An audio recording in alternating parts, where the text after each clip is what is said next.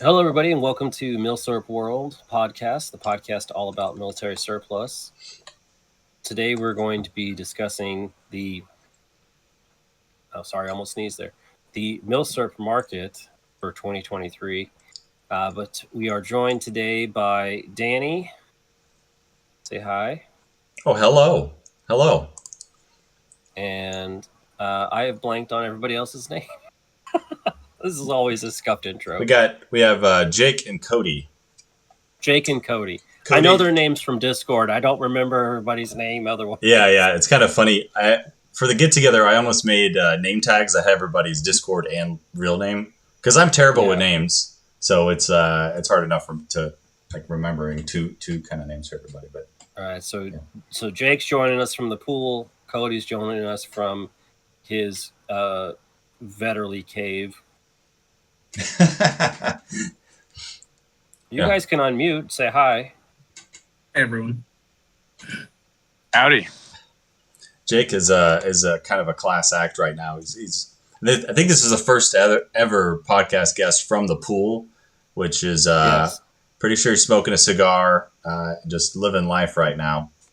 Oh yeah, I got the Roth Krinka by the pool. That's just that's living a high life right there. And it's my pool defense gun. Yeah, exactly. Cool. Multiple RTI M95s beside me, so that's my defense. I'll just throw them at the invader. Yeah. I was gonna say fixed bayonet maybe, but I don't think you have any. I don't have any bayonets. You have none at all? No, I don't have any. I have a Siamese Mauser bayonet, and I actually have an M9130 bayonet, but I don't have an M9130. Why not get like at least one bayonet? I have. He could have. He could have. What's the Portuguese MP34? Do you know what I'm talking about? Yeah, I think it's just. It's got just a special that, right? name. Oh. It's always got a special name. But I have a bayonet for one of those, which is actually an M95 bayonet, just slightly modified for the MP34.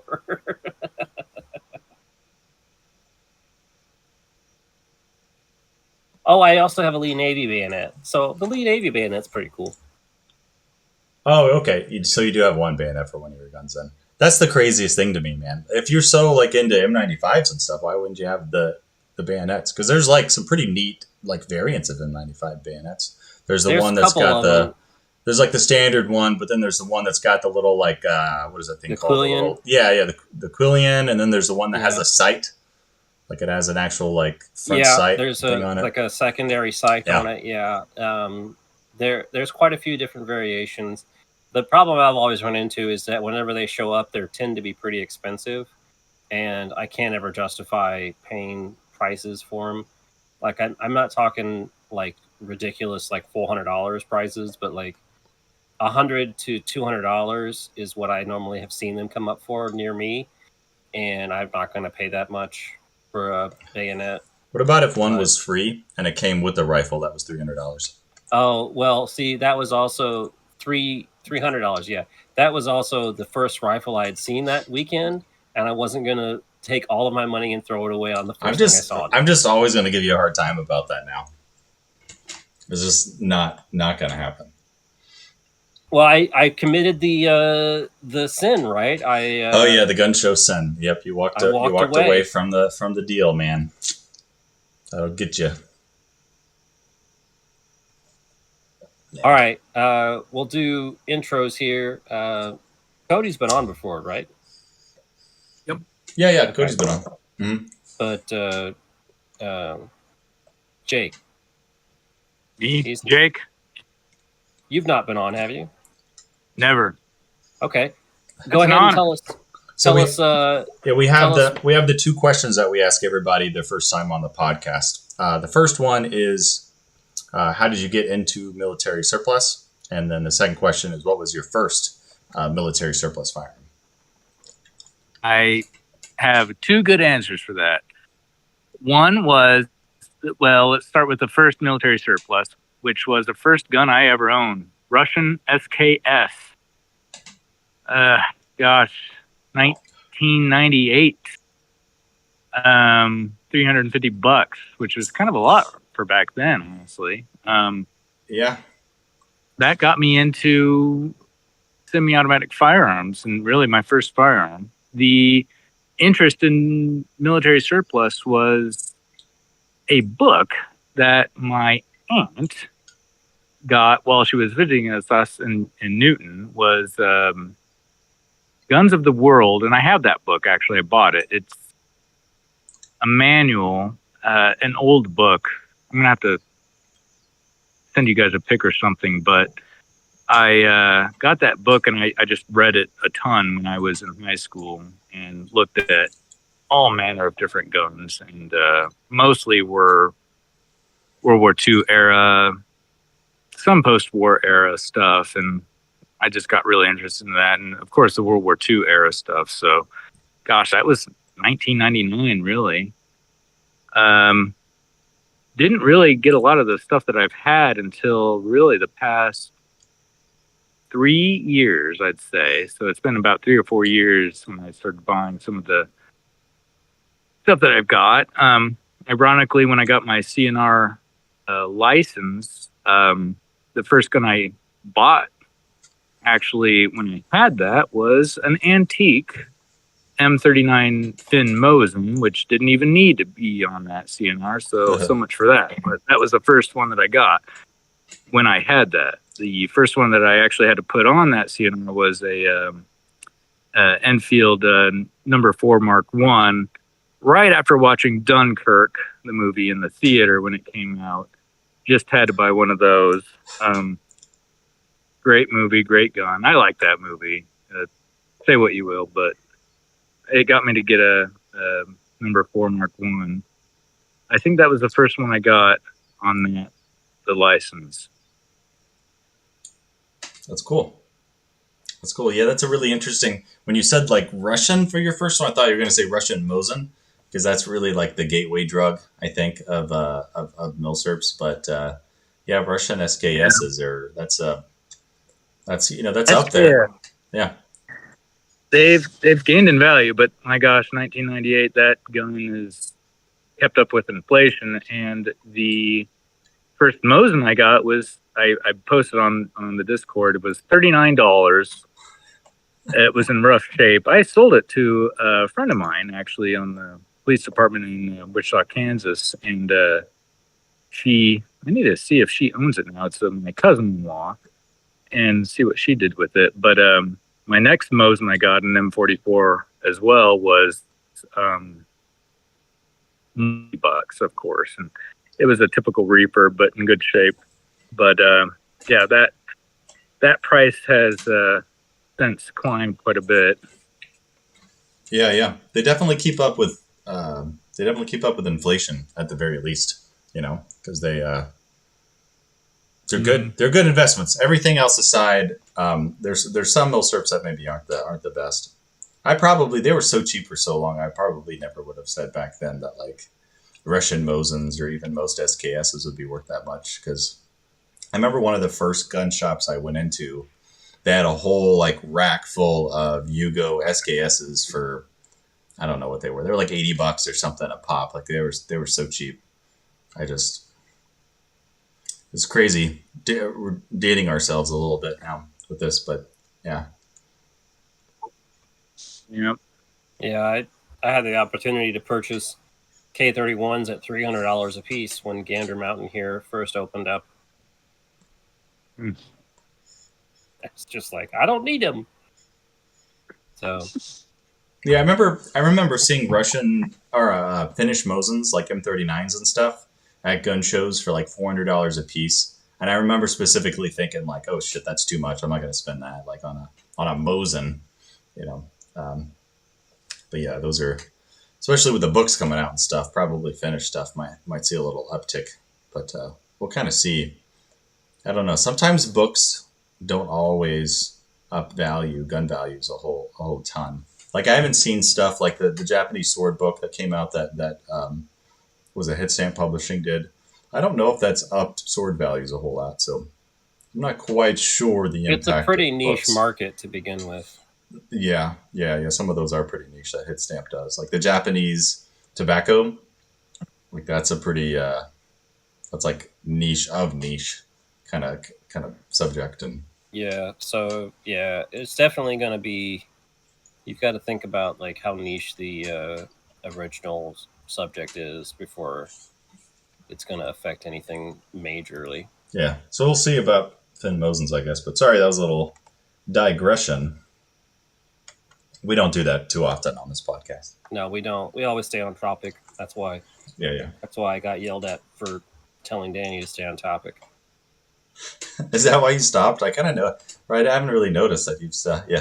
Yeah. The people in the YouTube comments decided that I was being too aggressive in telling Danny to stay on topic. Oh man, yeah, my poor wife. Well, we had our introduction, so usually we go around and say the last thing we bought. Oh yeah, recent. Hey, did we do the purchases since on the last podcast? No, because we had all those people on, and we had like okay. a rotating group of people. Okay. So it was a little bit more of a big group podcast, and we were just talking about the event. Okay. But yeah. Because I haven't gotten any. But I know we talked show. about some of the stuff we got at the show. Like I talked about getting an M95, but I have purchased something since the show. So, how many times are you going to light that pipe, man? Oh, you just do it periodically, man. It's just part of the fun. I don't know enough about pipe smoking. So last thing I bought another M95. Everybody shocked faces? No. It's a 31M actually. It's the Hungarian conversion. It was one I was missing. You got it from a Discord member, right? I did. I got it from a fellow Discord member for a good price. So very happy with it. It's one I was definitely missing. It was a big hole in the collection.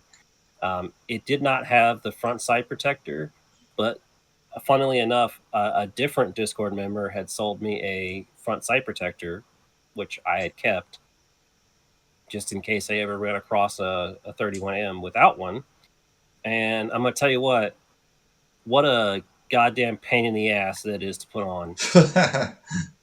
It is a sheet metal, stamped sheet metal, and it is, we're talking eyeglass screws. That's how tiny these screws are.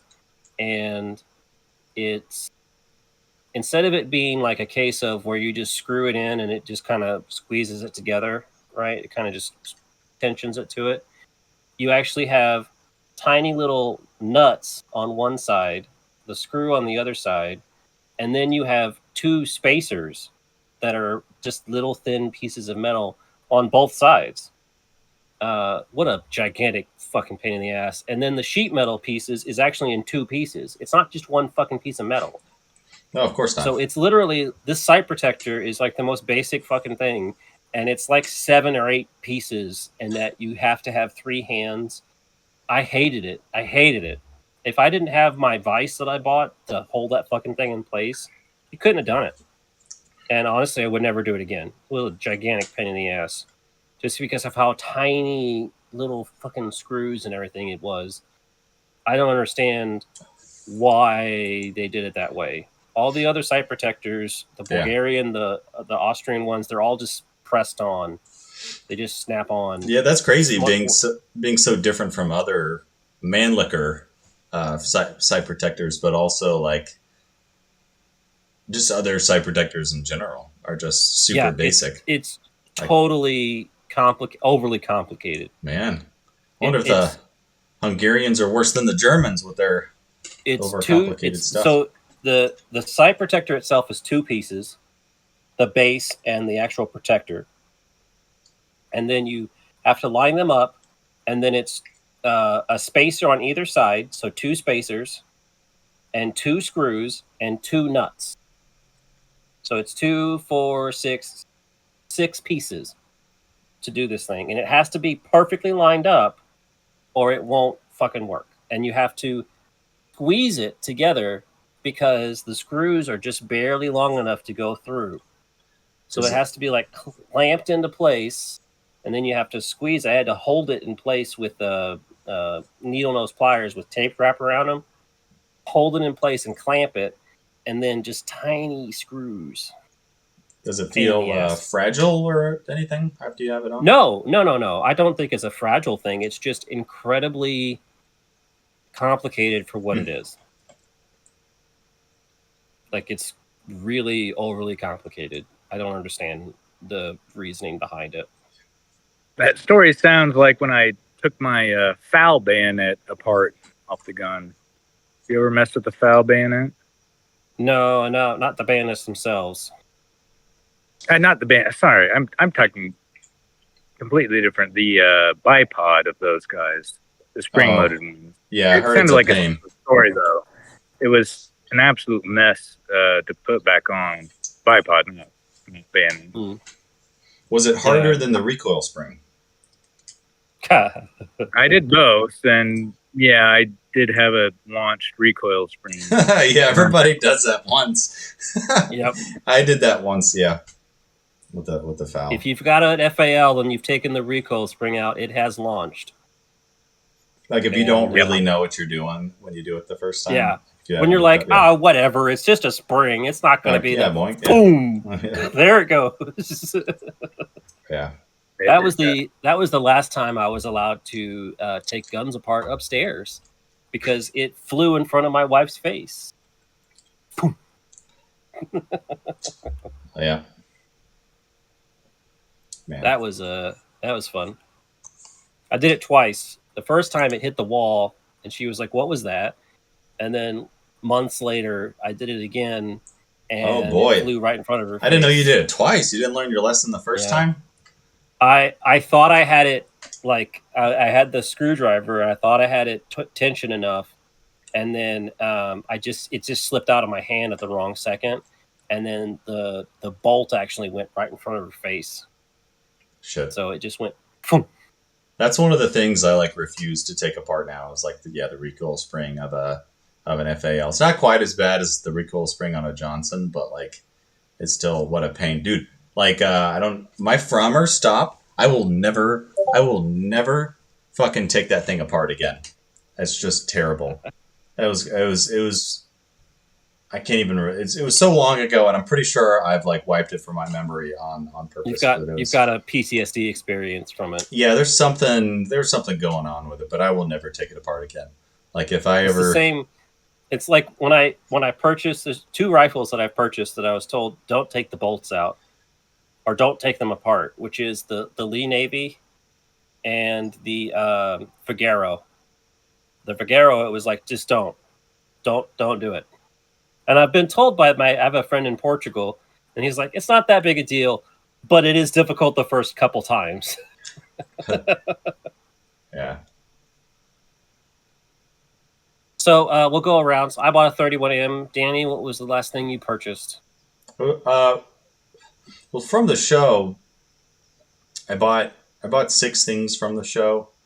I think I said the 2. I bought the 2 Jungmans. We made fun of you for that, I'm pretty sure. Yeah, I bought a Mukden Type 38 carbine, and then I got an Astra 300, a German accepted, made in 1942 Astra 300, an FN 1906, and I got another Bayard Piper. Oh, but you also got that starter pistol too, right? Oh yeah. Technically, this thing is a non-gun, but it's a Sauer and Son M33 starter pistol. It's real funky. So it's a single loaded deal. You single shot load it, and then when you pull the trigger, the whole thing moves back and then slams forward. It's pretty funky, but it's a real thing. It was made 33 to 1940, something like that.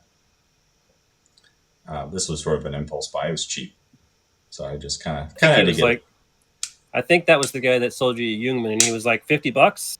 Oh yeah, it was something like that. Yeah, I was like, okay, sure. I've never seen one before. I'm a sucker for JP Sauer.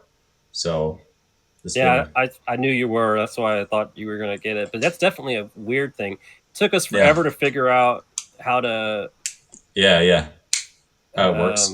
Because it has a yeah. safety on the starter pistol, and the safety, it's on this side, and it like moves the whole slide forward. I'll do it on camera for those watching on YouTube. So I think it just moves the slide back out of battery where it won't fire. Like, it's pretty basic safety, but it's kind of neat. Never seen one before. It's really small too. It's like super tiny. Oh yeah. So, yeah, very small. Yeah, maybe I'll let my kid play with it when he's old enough or something, since it's like a non-gun. I don't know if that's. Can you get cartridges for it? I guess it would just be like blanks, right? It's some random, like 4.3 millimeter blanks or something like that. So I don't even know. Some of those things, like these trainer rounds and starter rounds and stuff like that. It's like your old European things. You'd probably have to. It's like a specialty even in Europe, so I'd probably have to order it and be a whole thing. But that's not super worth it. But yeah, I got those 6 or 7 things at the show, so it was a good show. Yeah. Cody, let me guess what you got. What you got recently? Let me think. It's Italian. What'd you get? I did actually order one of those. I got it. One of the Vetterli short rifles, but wound up sending it back to RTI to get a swap. So I had a couple things wrong with it, and they said they just swap it out. Like, it had the wrong sights from a different rifle on it, and a couple other missing things. So I'm waiting on that.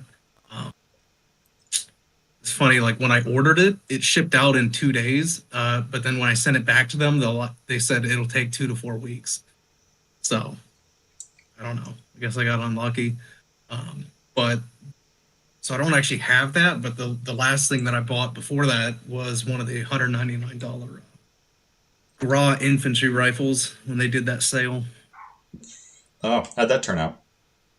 It turned out really good. The one I got had the only thing it was missing was a cleaning rod. I actually have it here. So. Has the whole rear sight on there too. Oh yeah, the extractor and everything. So, got a solid one. It's got good rifling in it. It's pretty strong rifling. Just missing a cleaning rod, so you can't complain with that for $199. So I just gotta shoot it. So I know RTI kind of gets poo-pooed. And I feel like we've sort of painted you a little bit as an RTI apologist on the podcast. They seem to have done you right with what you got there, and I do think it's super cool that they let you go through their Vetterlis and like catalog them. Because that's just a really cool thing to do for historical purposes. Like to collect that data. Yeah, they've been really great to work with, and certainly very appreciative of them giving me a chance to get over there and get hands-on with some of the rifles for documenting things. It's been great. Yeah, cool. I would say I'm not an apologist, but I'm a realist. RTI enjoyer. More of a realist. Like, I'm not going to expect good things, but I'm also not going to be super upset at the prices I'm paying. You know what I mean? Like, if you strike out, you kind of know. Right. But I'm also not buying more high-end items. I'm buying literally the stuff that's on the bottom of the list in terms of price. Well, yeah, M95s. That's right. That's about as bottom shelf as you can get. He's buying the Carcanos and the Vetterlis. He's buying the Carcanos and the Vetterlis. That's right true. With me. That's true. 6.5 Vetterlis. I can't think of anything that's like below that, honestly, as far as like in price terms of value. I mean, Turkish Mausers. Yeah, I think I think that one of the things that's like different for me is I actually have a lot of interest in the like Second Italo-Ethiopian War and just even the first, just the actual history of military conflicts there. Um, you know, from the late 1890s up to World War II is actually interesting. So a lot of the really oddball stuff that people get out of RTI and they're not happy with, I find it really interesting. Like when you get those, some of the videos that Forgotten Weapons did, the Ethiopian oddities, where they have these like really one-off, like weird modifications of stuff. I find that really, and people like I saw a post of someone who got one of the Vetterlies and it had been completely modified with a different magazine and all sorts of stuff, and he was all upset about it and took all the modifications off and tried to rework it back to original configuration. Oh no. And I'm like I get it, but I find the actual history of that type of stuff super interesting. So some of the stuff that comes out of RTI that might not make a lot of people happy, I find that really interesting. Yeah, that's cool if you're already interested in like the Ethiopian like conflict and stuff like that, because I mean that's literally straight out of it. So yeah, that's pretty cool. Yeah. I noticed on some of the M95s that have been coming out here recently have been posted on Facebook and Reddit that they have the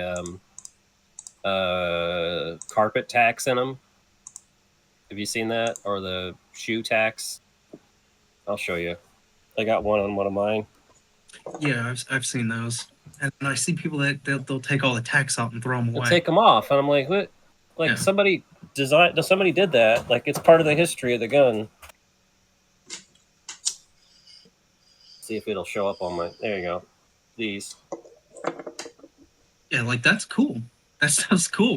If you actually have interest in that, you know that they're just tacks, and they've been like smashed in there for whatever reason. Yeah, I was gonna ask, do you guys know why they did that?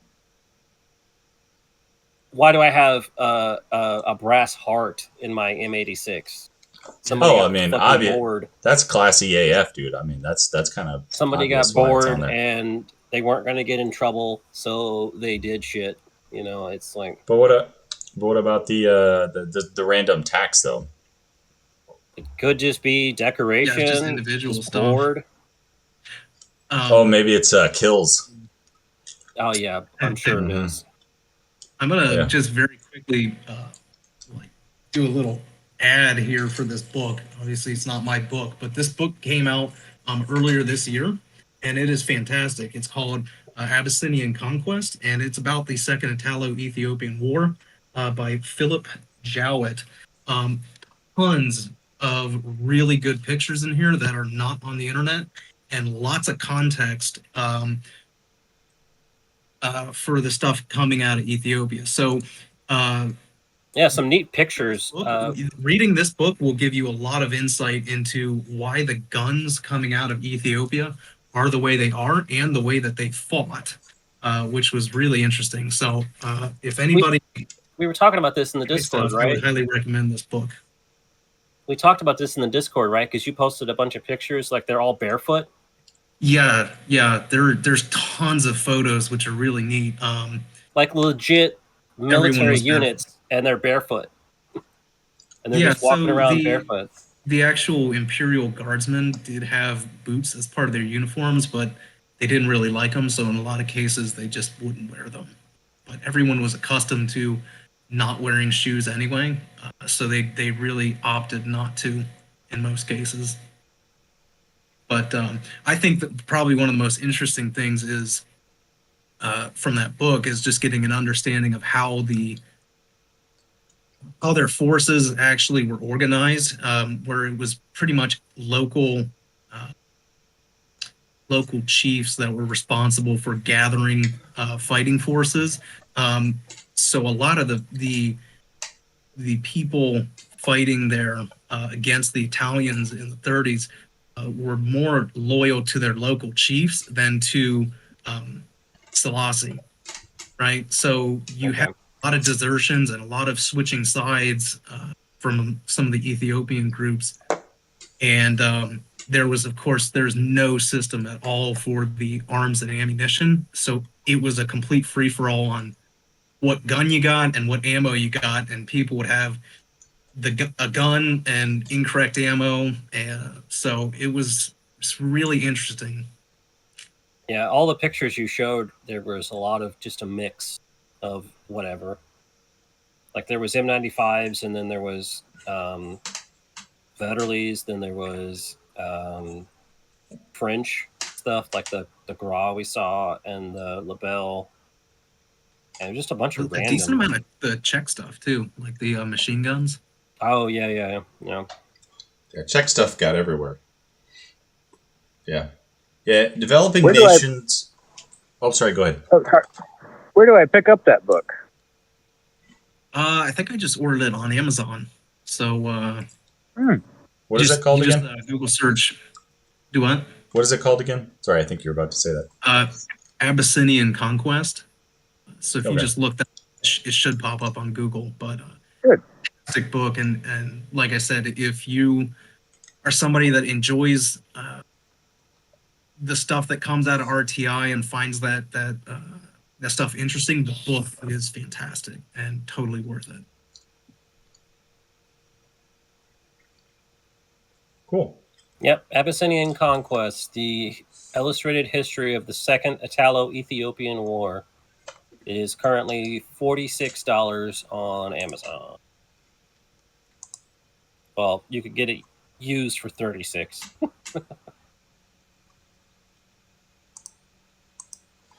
It's cool. Well, Doc, you wanna talk about your recent acquisitions? Well, as I'm in the pool, are these cicadas too loud for you guys? Do you hear those suckers? They're Nope. pretty annoying I don't hear 'em. here. Sweet, good. The purchase that I got at that show was actually from one of my partners who snagged for me an antique and a Winchester 1873 lever action in 4440, and that's going to be a birthday gift for somebody. So keep that on the down low. So, but that was my purchase at that gun show, and I think that was my last purchase. The purchase I made before that gun show would have been the it was a gun broker deal, and I think it was that one. I got two kind of close together, and they were very ironically both Fox Studios, the movie studio, marked guns. I didn't know a lot about movie studio marked guns until I bought this Berthier.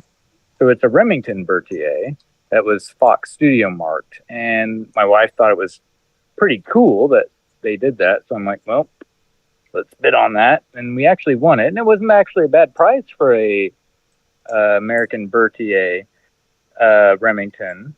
So we got it, and got that from ISIL, but it wasn't too bad of a price. I actually already had a Remington Berthier, but it had been sporterized. It's one of my projects that I'm working on to unsporter. Well, kind of unsporterized. I bought a stock from the guy in Poland. What's his name from Fox? Oh yeah, Fox Militaria. Yeah, Fox Militaria. That was many years ago. I bought that stock. He sent it to me. I need to put it on. I bought a bunch of things like the, I think technically it's called the nose cap, the front stock cap / stacking rod combo that goes on those things. And I was going to try to unsporterize that sucker, but I picked this up, and it's a wonderful looking Remington Berthier. Fox Studio marks on the stock and the receiver and barrel. And after that, actually, Poland Auction House, which was at that gun show, and had all the cool stuff that we were all looking at, had a Fox Studio marked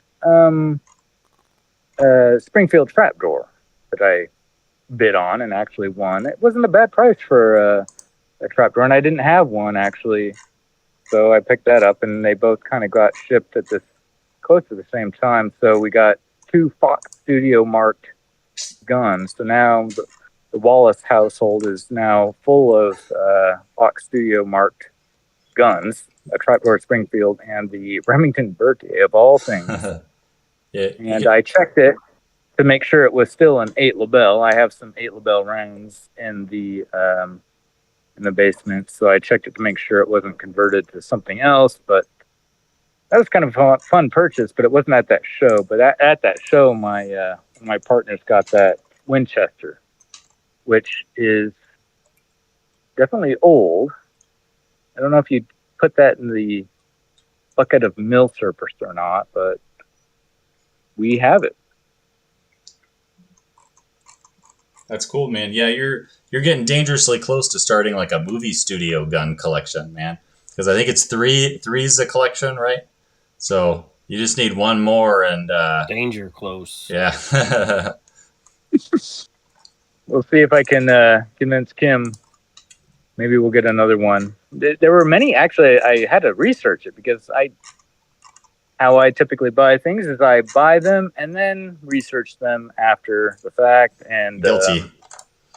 Kind of fun. But I found out that a lot of movie studios have marked their guns that way, and they were really fully functional guns, and really interesting that they did that. No way. Well, I'd say there was no way that they did that, but obviously recent events, it's obvious that sometimes they use actual functioning guns. I won't mention more, but yeah. But gosh, for Berthiers and things like that, that was probably a long time ago. Who knows what movie or show that was in? I don't. That was just a gunbroker auction, but you could kind of surmise there was something that Fox Studio did with that thing that was probably on film somewhere, somehow. But it's a really nice. The other, like I said, the other Remington Berthier was sporterized, and I got a pretty good deal on auction as well. And I was going to try to unsporterize it, but now I have 2, as how it goes. But those were my last 3 purchases, actually. So 1 at the gun show and 2 that weren't birthday presents at the various auctions. Man, some solid pickups there then. Yeah, movie studio guns. That's something that's never been on my radar. I've never really even thought about, but that's kind of cool. I'm pretty sure that's how people get into collecting, like some of this odd stuff. They just happen to run across a couple examples. Oh, this is cool. I do the same exact thing. I'm really guilty of picking up a gun, and then, like, I'm not super interested in putting all the time and effort into researching a given thing, especially because, like, if a pickup is random, then, maybe you just hadn't because it was a random pickup. Wasn't on your radar, but you come across something at a good price, you pick it up, and then that sort of ignites your interest into, going down that certain rabbit hole. So that's how this happened, and it was kind of maybe a fairly average price for an American Berthier, Remington. But that Fox Studio marks that they had was pretty cool and pretty interesting. So we didn't probably super overpay, who knows, but that was a cool gun. Yeah, I'm actually Googling right now, list Fox films, that World War I Fox films. Death Watch is one. Danny. Yeah. You can't assume that they used it accurately. Dude, movies always use guns accurately. It could have been used in a Wild West movie, for all who fucking knows, They just needed a prop. Okay, so movie studios. So when they spend millions of dollars on a movie, they wouldn't use a gun incorrectly because they know. No, that's why in the movie Patton, there's all of these period correct tanks. Oh well, that's not why. They just didn't have German tanks to use. We blew them all up. There were no. They didn't have American tanks either, Danny. They used Pattons the whole fucking thing. Well, I mean those. Yeah. They didn't have Shermans. They just used Pattons. Yeah. But yeah, those older kind of movies. Anywho, it's not just. It's just. I'm sure it was used something. It could have just been a hunting rifle in a background of a shot somewhere. You never know. Okay. And I guarantee you, they didn't keep track of it that way either. So there's no fucking way to find out. Anyway, we could go down the rabbit hole trying to figure out what movie these rifles. Unless it was held by like. It's a Berthier, so it could be on a World War II movie as well because the French used them. It could have been held by somebody famous, and then somebody on the crew stole it. Yeah, see, that's another thing is how do they get out? Because does a movie studio sell a gun? Like I've never heard of that happening before. Maybe in the 70s. I'm sure that shit just disappeared too. Maybe in the 60s or 70s. I don't know. I don't know the history, and that's something I'm interested in. But think about modern movie studios probably not doing that anymore. But going back to Dunkirk, one of my earlier movies that inspired some Milsurp collecting, genuine World War II era stuff. I particularly love the scene where they had the British soldiers escaping and had the French soldiers defending whatever village that would have been around Dunkirk, using Moss 36s. And I saw that, the iconic bolt handle and everything, and I'm like, yep, I love that they used that, Christopher Nolan. So they got that at least. He's a big stickler for that kind of thing. Mm-hmm. Yeah, I was wondering what they would do gun wise, but yeah, I think he did it right because they were using SMLEs. The British were right mostly at the time, which was correct. They should have been. And something I'm not familiar with is uniforms, but we watched some videos on the historical accuracy. I forget which YouTube channel it was, but they did a pretty good job with some of the uniforms and the wool coats and jackets and stuff. So apparently he did pretty good with that too. So I wouldn't be shocked if we had some of the reenacting community help with that. As far as they filmed it over in France, didn't they? Yeah. So I wouldn't be shocked. They have a very large reenacting group there, especially for World War One. Mm-hmm. And so, truth be told, I didn't meet Nick, one half of the Milsurp duo, part of our Discord server. My wife and I went to visit Kansas City last weekend, and we hung out with that guy, and we were talking about movies a little bit, and we think that one of the most accurate depictions of Dunkirk was actually this a little bit older movie, Atonement, if you've heard of that or watched that. Put that on your watch list if you haven't. It was a little bit more gritty and a lot more populated of what that beach probably would have looked like during the Dunkirk evacuation. But I think the Dunkirk movie, Christopher Nolan, did a really good job with the little ships. We love that history a lot. Just amazing. But kind of digressing from the firearms history of that era, but Atonement did one of the better jobs, supposedly, of kind of depicting that. And it's a pretty expensive looking scene and kind of a fun movie. We rewatched it a couple weeks ago, my wife and I. It's one of our favorite movies too. Gosh, I think we watched it in the theater, if that dates us a little bit. Don't look it up, but it was a while back. It's an 07 movie is what it says. You just calling them out Yeah. like that? We were dating at that time. Thank you. It won an Oscar for best original score, Mhm. and We were- was nominated for best picture. Yeah, we were dating, by the way. So, yep. But we watched it in the theater. That was a memorable movie. A good one for Dunkirk.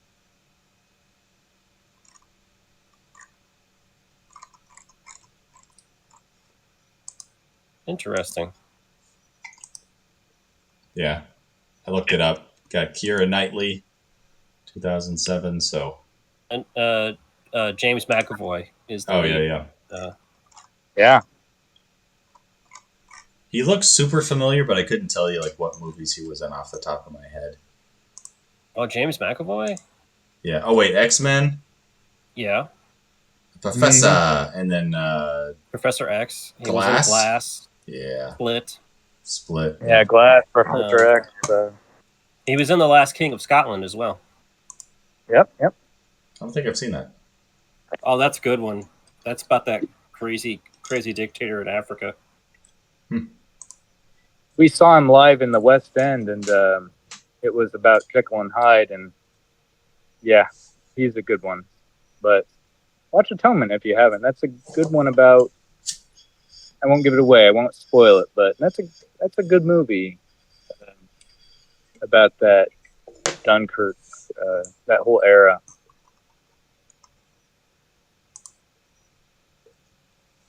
Cool. The Last King of Scotland, Danny, is about the Idi Amin, Ugandan warlord. Yeah, that's some interesting stuff right there. He's pretty famous online as a meme. There's a video gif of him laughing on a boat, and it's used quite often as like a laugh reaction. And it's actually from a documentary. It's a person asking him the question about why he doesn't believe in the Holocaust, and he's laughing as his answer. So kind of a dark video, but it's become like a meme joke reaction gif. Of course it has. Yeah, it's a semi-popular gif on the internet, but every time I've ever seen it, I'm always like, that's a weird thing that happened there. That's cool. So wait, what was our topic today? Today is the current market status. All right. Danny's keeping us on track today, so now we get to yell at Danny. Yeah, I know. So I did something kind of dumb, crazy, weird. To help us keep on track of this, I went through the past 30-day listings completed on Gunbroker. I went through 500 listings, and I categorized them and organized them based on pistols or rifles. And I only included guns that were not broken, missing parts, not listed as gunsmith specials. They were not sporterized. They had to have been militarily used and easily seen. I don't know handguns as well, so I don't know like this specific serial range means it was used in this specific, acceptance mark or whatever. If it listed it as military used on the thing, I listed it in my notes.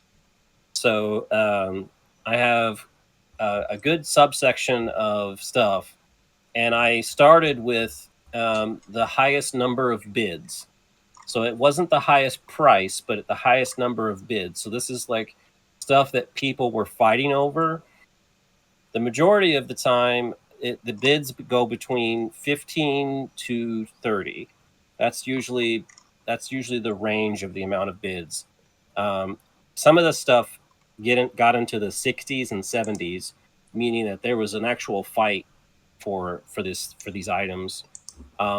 A lot of the stuff is like what you'd expect, especially for the handguns. I'm sure we can probably guess the top 3 most common ones that were sold in the last 30 days. Who wants to guess? Top 3. 1911 Aha! Luger. Aha! Tokara or P38. Boom! That's it. That's like 70% of the handguns, guys. Oh man. It's a lot. However, the highest priced item was not a 1911. It was a Colt 1903 that sold for $6,575. And everybody's probably going, what the fuck? That is a papered and documented handgun to a lieutenant general. I don't have it written down who it was, but it's a documented handgun from World War II. It was his personal sidearm, and it was fully documented and everything, pictures and all. So, like, this is a fully papered lieutenant general's handgun. So that is why that went for that insane amount of money. There was a 1911 A1 right after it for $5,500. So that was number 2. It would have been the number 1. However, breaking the list of 1911s at third place was a high power. As an FN high power that was German marked. So Danny was pretty excited about that. But anyway, this was just to kind of get an idea of where everything's sitting in terms of at least what's going on Gunbroker. And then we can also talk about what's going off of Gunbroker right now. Well, we can go by, how do you want to do it, Danny? You want to go by regions of the world? We can go to like American guns, and then we'll move to like Central South America or Commonwealth or whatever. Yeah. We'll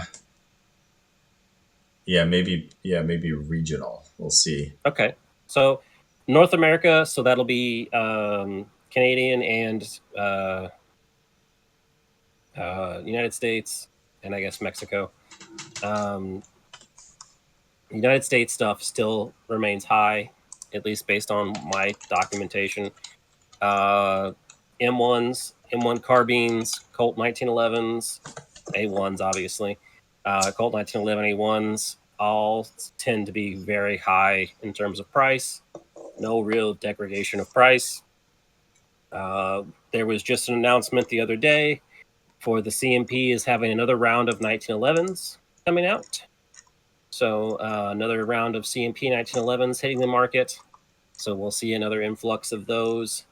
Right now, the cheapest place to buy an M1 is probably through a private sale of somebody that doesn't know that they've gone and skyrocketed in price, or buying them from the CMP directly. M1s are just going to go for obscene amounts of money online anymore. Anytime they try to fight over them, it's just insane. 1911s are the same way. I don't know anything about 1911s in terms of rarity of parts, collectability of anything like that, but I can tell you that based on the data that I pulled off of Gunbroker, it's crazy what they're going for right now. On average here, hold on. On average, in the last 30 days, a 1911 A1 or a 1911 actual 1911 was averaging $2,500. Now that's either World War I or World War II. Now there's a range of price there. The highest of the end was $5,500. The lowest was $1,500. I don't know the specifics, and I didn't grab everything. Obviously, there was 4,500 listings, and I went through 500 of them. So, and that took me 2 days. So I wasn't going to grab everything. So I didn't get the cheapest thing out there, I'm sure, but it's pretty expensive. The Colt 19, the M1917s are also pretty expensive now as well. I've noticed that is in this discussion or this looking this stuff up.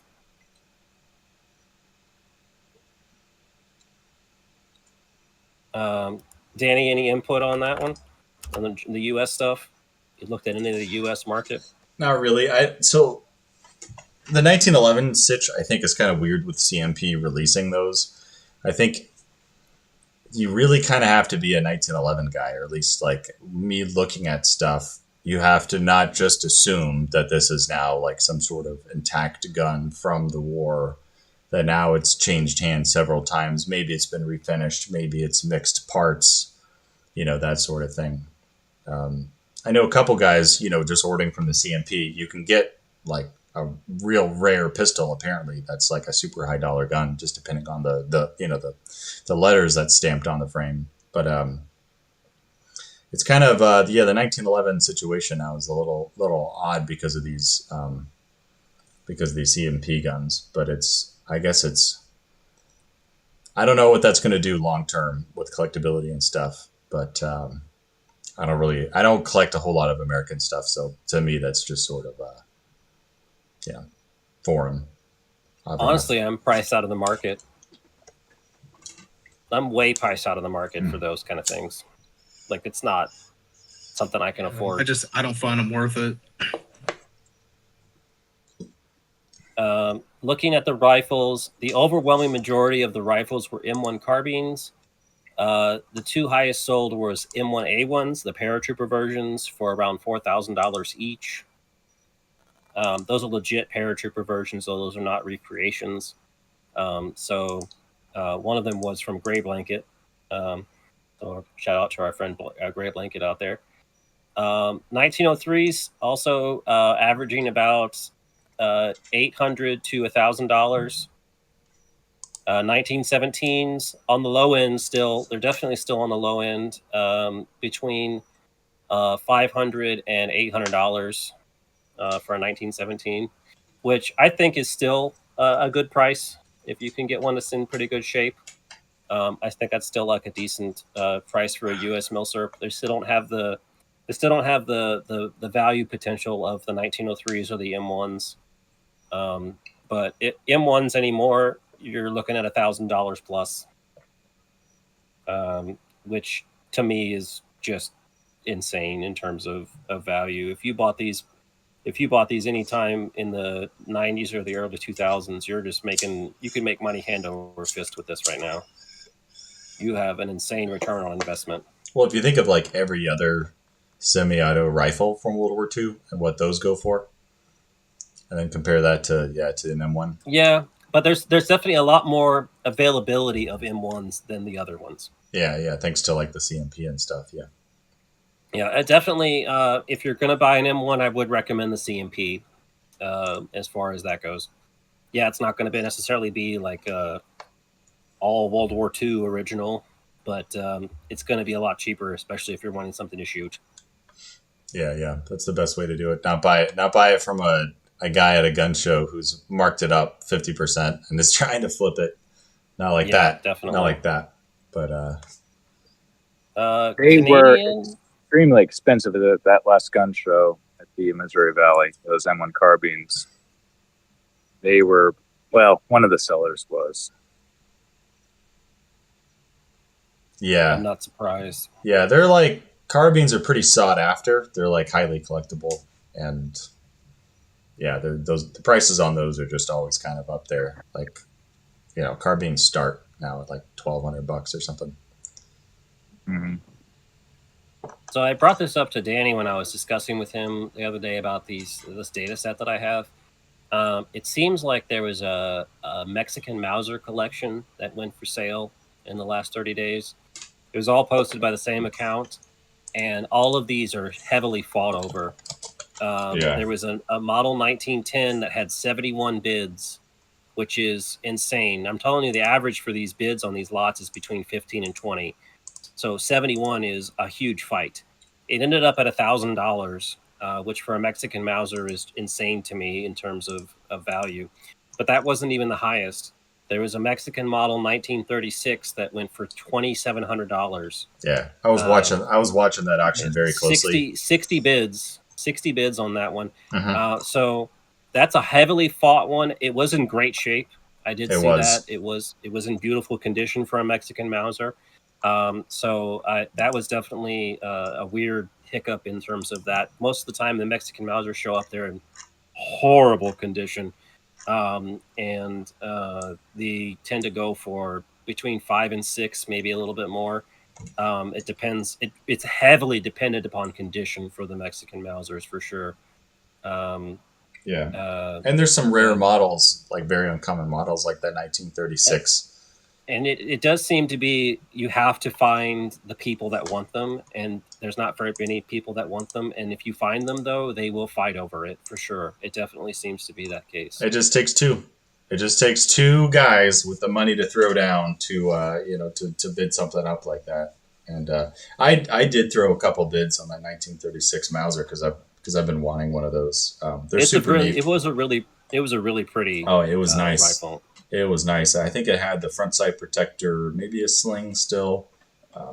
Yeah, so that was definitely a rare piece that showed up and it was all from the same account.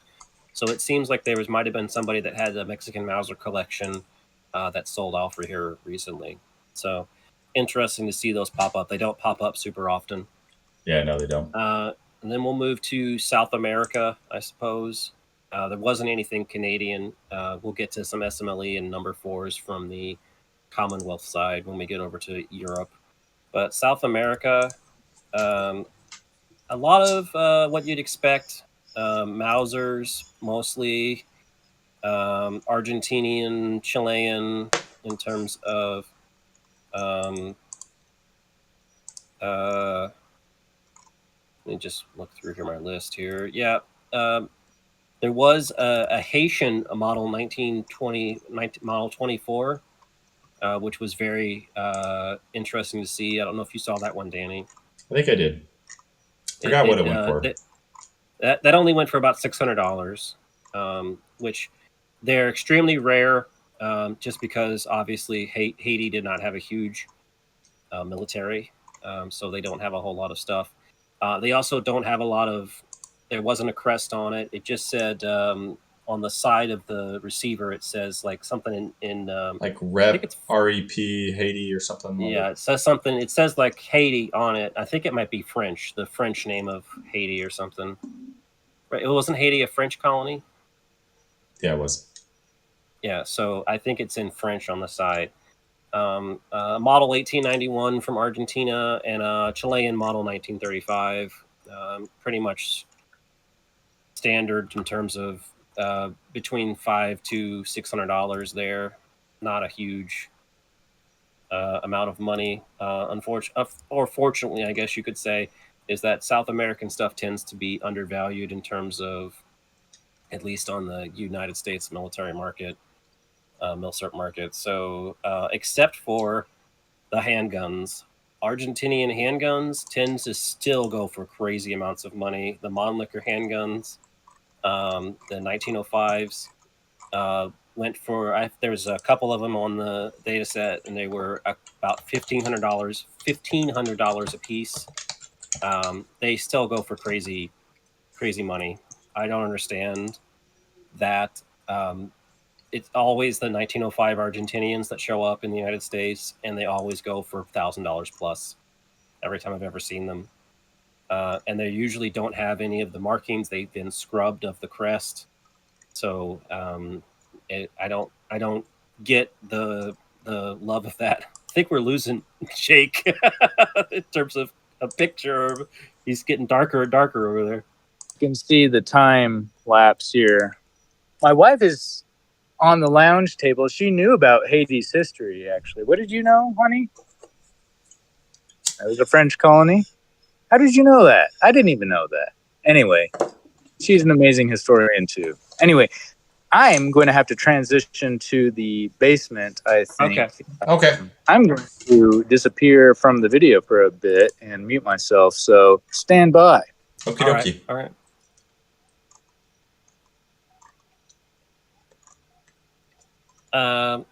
South America, though, tends to be undervalued in the Milsurp world still, which is, I guess, a good thing if you're wanting to buy. The rare models tend to go for more money just because you have the models that are very common that most of those guys have already gotten them. So the rare models that pop up do tend to go for a lot more money. You know what I think is a criminally undervalued South American Mauser? Is the Argentinian 1909 cavalry carbine. those are like pretty good prices. I've seen a few of those that are like $400 to $500 recently, which I'm always like, wow, how's this still like for sale at that price? It's just they're so you can find them pretty cheap, and they're more like short rifles, even though they're called cavalry carbines. They're more like a short rifle length. I think it's like 23-inch barrel, something like that. 7.65, which is a little harder to find, but I mean, great quality guns and everything. I think they're pretty cool overall. That's one of those pretty good deals. Some of the guns, some of the Latin American Mausers are kind of creeping up there, but you still find some good deals. Just kind of depends on the random. Sometimes like a random model will just not go for that much, like maybe like the Brazilian 0834s or something like that. None of the Brazilian ones came in the list. Just Chilean, Argentinian, and that one Haitian model. The Haitian one I'd never seen before, so I didn't know they had a specific model they purchased. Yeah, that's cool. I saw that one for some reason. I didn't bid on it. I have a rifle from their neighbor. It'd have been kind of cool maybe to have a Haitian one to go with it, but yeah. I didn't know that was a thing, so that's pretty neat that was at least a thing that showed up. All right, we'll move over to where do you want to go next? European. That's I'm what a happens pan when you're in the European. bathroom. Yep. What happens when you're in the bathroom.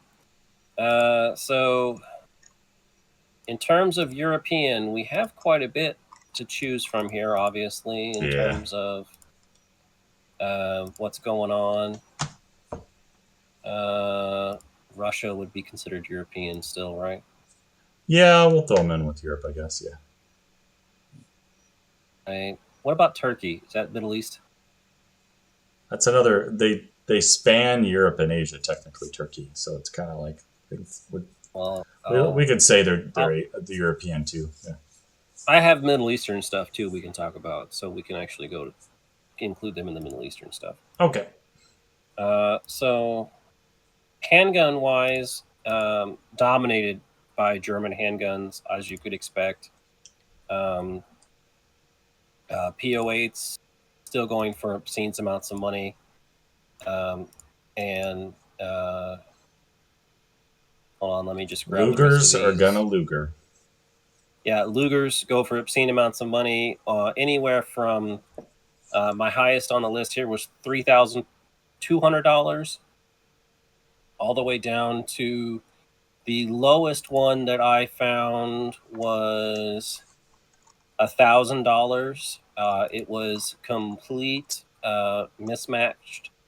It was the seller described it as a put together piece. So it looks like it was probably just a bunch of different parts put together into a functional handgun.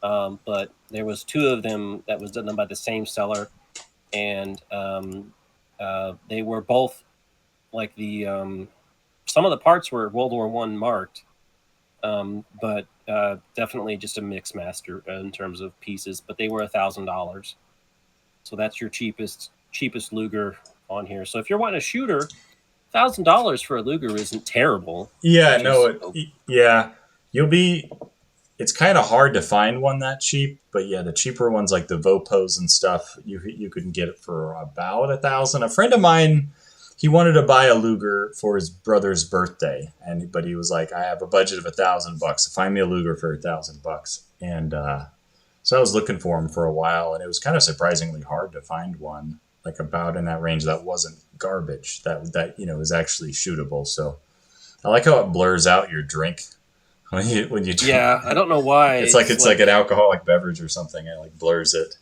I don't know. This is we're not sponsored. Yeah, see if it blurs my Kirkland. Oh no, my Kirkland. No, it doesn't, because you don't have I have the background blurred. So it does. I'm drinking. I forget. I'm drinking liquid death. So it's not an actual tall boy. I don't actually drink. So some weird stuff that showed up on the list. Lottie L35 showed up on the list, which is a Finnish handgun that went for $3,000. But really, P08, P38 dominated the list. Germany dominating the list. Webley revolvers, quite a few of those showed up. All different marks, mostly Mark IVs, but also Mark Vs and Mark Sixes. I don't know the difference between them, so don't think I can ask me. A couple of infield number 2 Mark 1s, which is another revolver. But those showed up a bit. Some Viz 35s.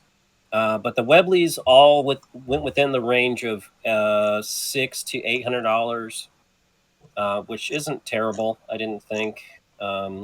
Did you differentiate on caliber for the Webleys? No, I didn't specify caliber. I didn't go into full detail on that. Yeah. I didn't really go into super hard detail on it.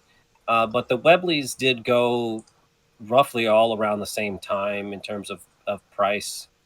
$800 to $600. Yeah, so it's tricky. Some of these guns, we're talking very general here, of course, but some of these guns are very. There's like little details in them. But the big one with Webleys is caliber. Right, and I'm trying to be broad here because obviously we can't specify down. You could definitely go into the weeds with this for a general thing, but like some Czech guns showed up in this list: CZ27s and CZ24s at the bottom of the price category. Still underappreciated in terms of price. We're talking $400 to $500 for a CZ27 or a CZ24. Some Italian Berettas showed up in here. Some Italian guns for once. Hey. Showed up on the list. 1934s, they showed up for around $500. So they're still towards the bottom of the list, at least right now. They're creeping up. Yeah, they are definitely trending upward. There was a one for $550. Some Russian and Soviet Nagant 1895 revolvers, which is another one of those things that was like, how the fuck did these go up this high in price? They're like the worst. Yeah, just one of the worst fucking things. Yeah, there you go. Yeah, it's one of the worst fucking things ever made. The highest one went for $600, and I'm just like, what the fuck? Okay, was that like a World War One or a non-refurb? 1920. It was 1920 dated. It was very, very early Soviet marked. So I could see that because that's right in the middle of the revolution. Yeah, I don't think that's kind of, I can see that going for a higher price. Yeah, got something in my beard. Beard check. Yeah, got it. A little bit of lunch. Yeah, I don't know what that was. Yeah, but that one came with a holster. Ooh. Oh. Some Austro-Hungarian stuff. So something that I kind of know what it is. Okay. Some Steyr Hans, $500 to $700. A Roth Krinka showed up. All right, what did it go for? $1,200. Yeah, that sounds about $1,200. Right. A French 1935A handgun that was German marked. That went for $1,200. I want one of those. Fun story. Gosh, can you see it? Yeah, we can see it. That guy is an A serial prefix. And I don't think the guy that was selling it on Gunbroker knew what that meant. But I usually don't. Yeah. So I got that for less than $1,200. But that was hard to find. Yeah. Yeah, those early ones are pretty neat. If it's early, like it's pre-war, that's just kind of neat because it was involved in the war somehow. Probably captured. Here's the thing. A lot of people. Sorry to digress here for a second. Here's the thing about a lot of the captured German arms from the war is that like especially early on before like the Waffenamp offices were set up, the Germans didn't mark all the stuff they captured. They would just, like, guys would take it, guys would use them, units would use them, whatever. Like, they wouldn't mark all their stuff. I think people have this perception that, like, the Germans marked everything and they're super, whatever. But yeah, no, like, it could very easily, if it's a pre-war captured gun, like it's a pre-war French gun, very easily it could have been German used or German inventoried, at least, something like that. That's what happened with the M95s, Mhm. because that was all taken over as part of the Anschluss. So, yeah. But those didn't get manufactured; they just took them. yeah, if it doesn't have a like a dirty bird on it, then it's just nobody cares because you can't really prove it. But like a ton of those were. But I think with French collectors, particularly like pre-war French stuff, draws a little bit more of a desire. Yeah, there wasn't much in terms of French handguns. We're still on the handguns here. Nothing really standing out. There was a French, actually, speaking of, there was a Lebel revolver, the 1892, which was the lowest of the handguns, $400. All right, something had to be wrong with that. Yeah, I don't know. Like I said, I don't know the details of these. I just wrote down information based on the listing. So I don't know what exactly the cause was or the reasonings for these things. Yeah, no. Broad strokes. I would have bought that, but I paid a little bit more than that. But yeah, I needed a French World War One, but it's not on the wall. There was a couple of Swedish M40s. I don't know what those are. Do you know what those are, Danny? Yeah, it's like the Lotties, the Swedish Lottie. Those went for about $1,000 a piece. There was 3 or 4 of them, all about the same thing. Oh, I forgot. We didn't mention this. There was a really weird handgun that was South American, which is Argentinian. That was in 1911 that Danny knew about these, but this apparently... So Danny was talking to me about it, that Argentina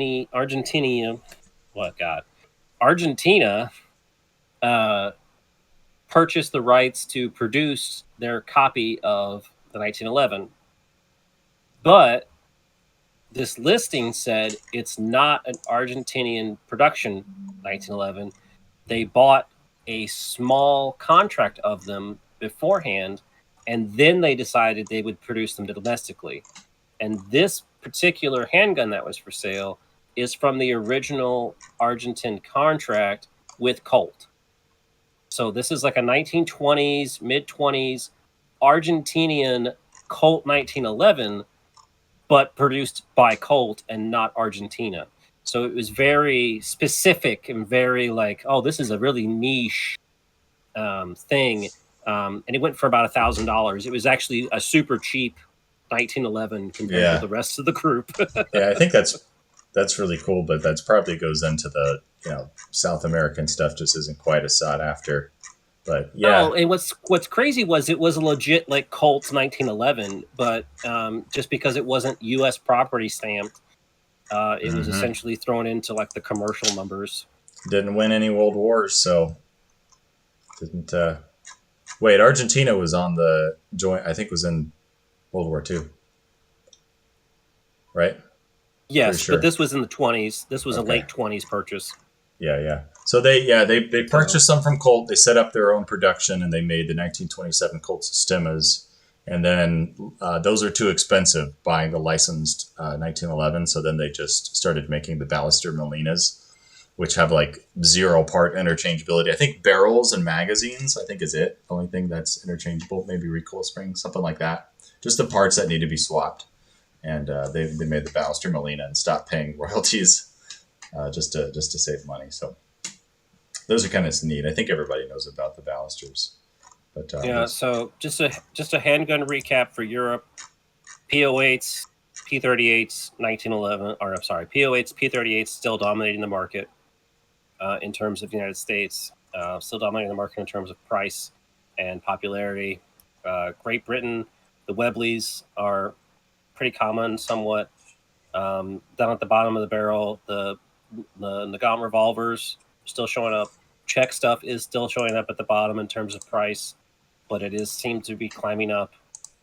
And then you get random different things like Poland or like the Swedish, or the Finnish guns showing up in there. But those tend to command higher prices just because they don't really show up that much in the United States. Moving on to the rifles, once again, as you'd expect, the German stuff is definitely moving around a lot more. It's also on the high end in terms of price. The highest model that we had was a Gewehr 98, 1916 Kornbusch. Oh, Jake has left us on accident, I think. He'll probably come back here in a minute. Excuse me. I don't know a lot of the manufacturers for Germany, but I do know that Kornbusch, whatever the hell to pronounce that, is a rare manufacturer. They were a low manufacturing amount, so they tend to go for a lot of money. Yeah, you could really go into the weeds with this German stuff and like all the little, dude. It's like it could be one little mark. It's got one little letter. It's got one little star on it or whatever, and all of a sudden you're like, what the fuck? Why'd that go for twice as much as? Now that was a $3,800 rifle there. Mm-hmm. The most expensive rifle though that sold in the last 30 days that I was able to find was a Lithuanian model 1924. Actually model 24L. That's what's listed on the receiver. Yeah. It was about $4,000. So really close to that Gewehr 98. So that's a very high end. Another one of those really rare, hard to find. Most people don't know it exists kind of things. A weird thing to show up at the top 5 here though was a M9130 showed up in the top 5. It was a 1942 original sniper, not a reproduction sniper. It was actually matching and correct, and everything was like actual sniper rifles. So 1,800. That's my guess. 3,200. Oh, jeez. 3,200 for a PU sniper? Yeah. It was a gray blanket. That's why. Must have. I was going to say it must have been actually used at the gates. Yeah. Jeez. It was a gray blanket, so it was well advertised. It was well known, and it was an authentic sniper. A lot of the snipers that show up are ex-snipers that somebody's put a scope on. But this was not the case in this instance. It was an actual sniper rifle. So imagine paying $3,200 for a Mosin. Somebody did. Yeah. That had 44 bids as well, so that was a pretty fought over piece. The first K98K, Jake's back. The first K98K to show up, I did not get the manufacturer on it, but it was $2,600. Pretty pricey. I don't know what was about it. It didn't specify anything special about it. Didn't even specify matching. I don't know. Don't know what happened there. We'll just say German K98K. That's what happened. A 3340 did show up in the list, which is something that doesn't show up super often. That went for $2,000. Something that showed up that Danny thought was actually a good buy. Somebody had a good buy in this list. Was an SVT 40, which was Finnish marked, and it went for $2,000. And it came with an extra magazine and an extra stock. So don't know exactly what was going on there, but that's actually a pretty good price. Yeah. Sight unseen, it seems to be a good deal. Whenever I see a gun being sold with another stock, I assume that the stock is being sold with is like the original stock that somebody fucked with, and then it was put like a reproduction stock on it, or another stock that's not the original stock and it's not matching, but it's a corrector. I always assume it was something was kind of messed with it like that, and who knows if like the mag that came with it was a reproduction, original or whatever, because they make repros and stuff like that. But Finish SVTs, when I see those at shows, like everybody's asking, like, at least high twos, $3,000, something like that for them now when you see them anywhere. So I think $2,000 for a Finnish marked SVT is good in the current market, man. Yeah, that was definitely. It was in good shape too, from the pictures that I saw of it.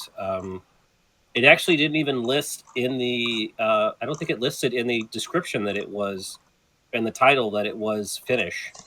It said it in the description, but not in the actual like listing description. The title, it didn't say Finnish marked. It just said it down on the bottom. When you actually looked at the pictures, it had an SA stamp on the receiver. So interesting that it went for probably why it stayed in terms of down, in terms of they didn't properly list it. Oh yeah, yeah, that kind of stuff happens too. Another weird one that showed up was a Hungarian 48M, which is the Hungarian produced M9130s. Beautiful condition. This is another one of those ones like the Polish M44s that you'll see that are unused, basically produced and then shoved in a warehouse somewhere. That one went for $1,400. But like I said, that one looked like it had just been produced, like it had been rolled off the line yesterday. So I can understand maybe that going for a decent amount, but it is still a Mosin. It's just, and it completely post-war. Like this is a 1948 production rifle or something like that. So like very strange, but they don't show up very often in the United States. You don't see them super often, so maybe that's part of the reason why it was going for a decent amount. There was a Soviet SKS 1950 for about $1,000. So there you go, Jack. Not a lot of K98Ks actually in the list. Either they didn't get a lot of bids, or I'm not sure, but maybe just in the last 30 days there wasn't a whole lot. A lot of Swedish stuff, a lot of M96 and M38s, but those are staying between $700 and $500. So not a lot of that. Yeah, I still think those are a good deal. Those went absolutely bonkers for a minute, like last year, I think, after, because there was like the big like trio of videos that came out on M96s. Oh shit, I'm blanking on the 9-hole reviews, and 2 other channels did M96 videos, and in 9-hole reviews, his Swedish M96 it beat the Finnish M39 as the most accurate rifle put through their firing course. So that was sort of a big deal, I think, to them. And for a while, M96s, every M96 sold was like going for pushing like $800 to $1,000 there for a minute. Was an M96 that was World War I era, 1917 marked, that went for $1,000. But all the rest of them were under $700. Yeah, that's kind of interesting. Why it went for so much? I wonder if it was Finnish marked or something. It didn't specify anything else. It just said I don't have any other notes on it. Yeah, it could have been one of them hidden deals. Yeah, there was a couple of Finnish rifles, M28s and M91s, $900. Pretty standard anymore. Right around that mark, between $950 and $1,000, or $900 and $1,000 is about what they're going for anymore. Some K31s showed up as well, $800 to $600. You're still going to expect a pretty decent amount of money on those anymore. Crazy that, like I was saying, I had the opportunity to buy them for $300 and I didn't, so that sucked. Great Britain. Let's get some Great Britain stuff in here. Quite a few number 4s in the list. between $500 and $600. Some of them were just under 500 at 450, but they were post-war production, so they were like late 40s, early 50s production. So they were number 4 Mark 1 stars. I don't know all the fucking details here. They were talking in the Discord the other day. I know Frantic remembers this conversation about how the Carcanos are just a fucking nightmare in terms of keeping track of all the models. And then somebody was like, the Dutch have stepped into the chat. And I'm like, yes, of course, the Dutch bullshit is still also crazy. And I'm like, I posted, I wanted to post a meme of like 2 guys fighting while Great Britain's sitting in the corner, like nobody's talking about us. In terms of, in terms of just fucking nightmare in terms of what model is what. The Enfields are tough. Yeah, so like, yeah. Said anything about the Carcanos? The Carcanos are pretty simple, but the Enfields are. I don't know anything about the naming system for those. I think got a pretty good deal. There was a 1918 SMLE. It was not matching, but $500. It was in decent shape. I think that's a pretty good deal in my opinion. A World War I SMLE.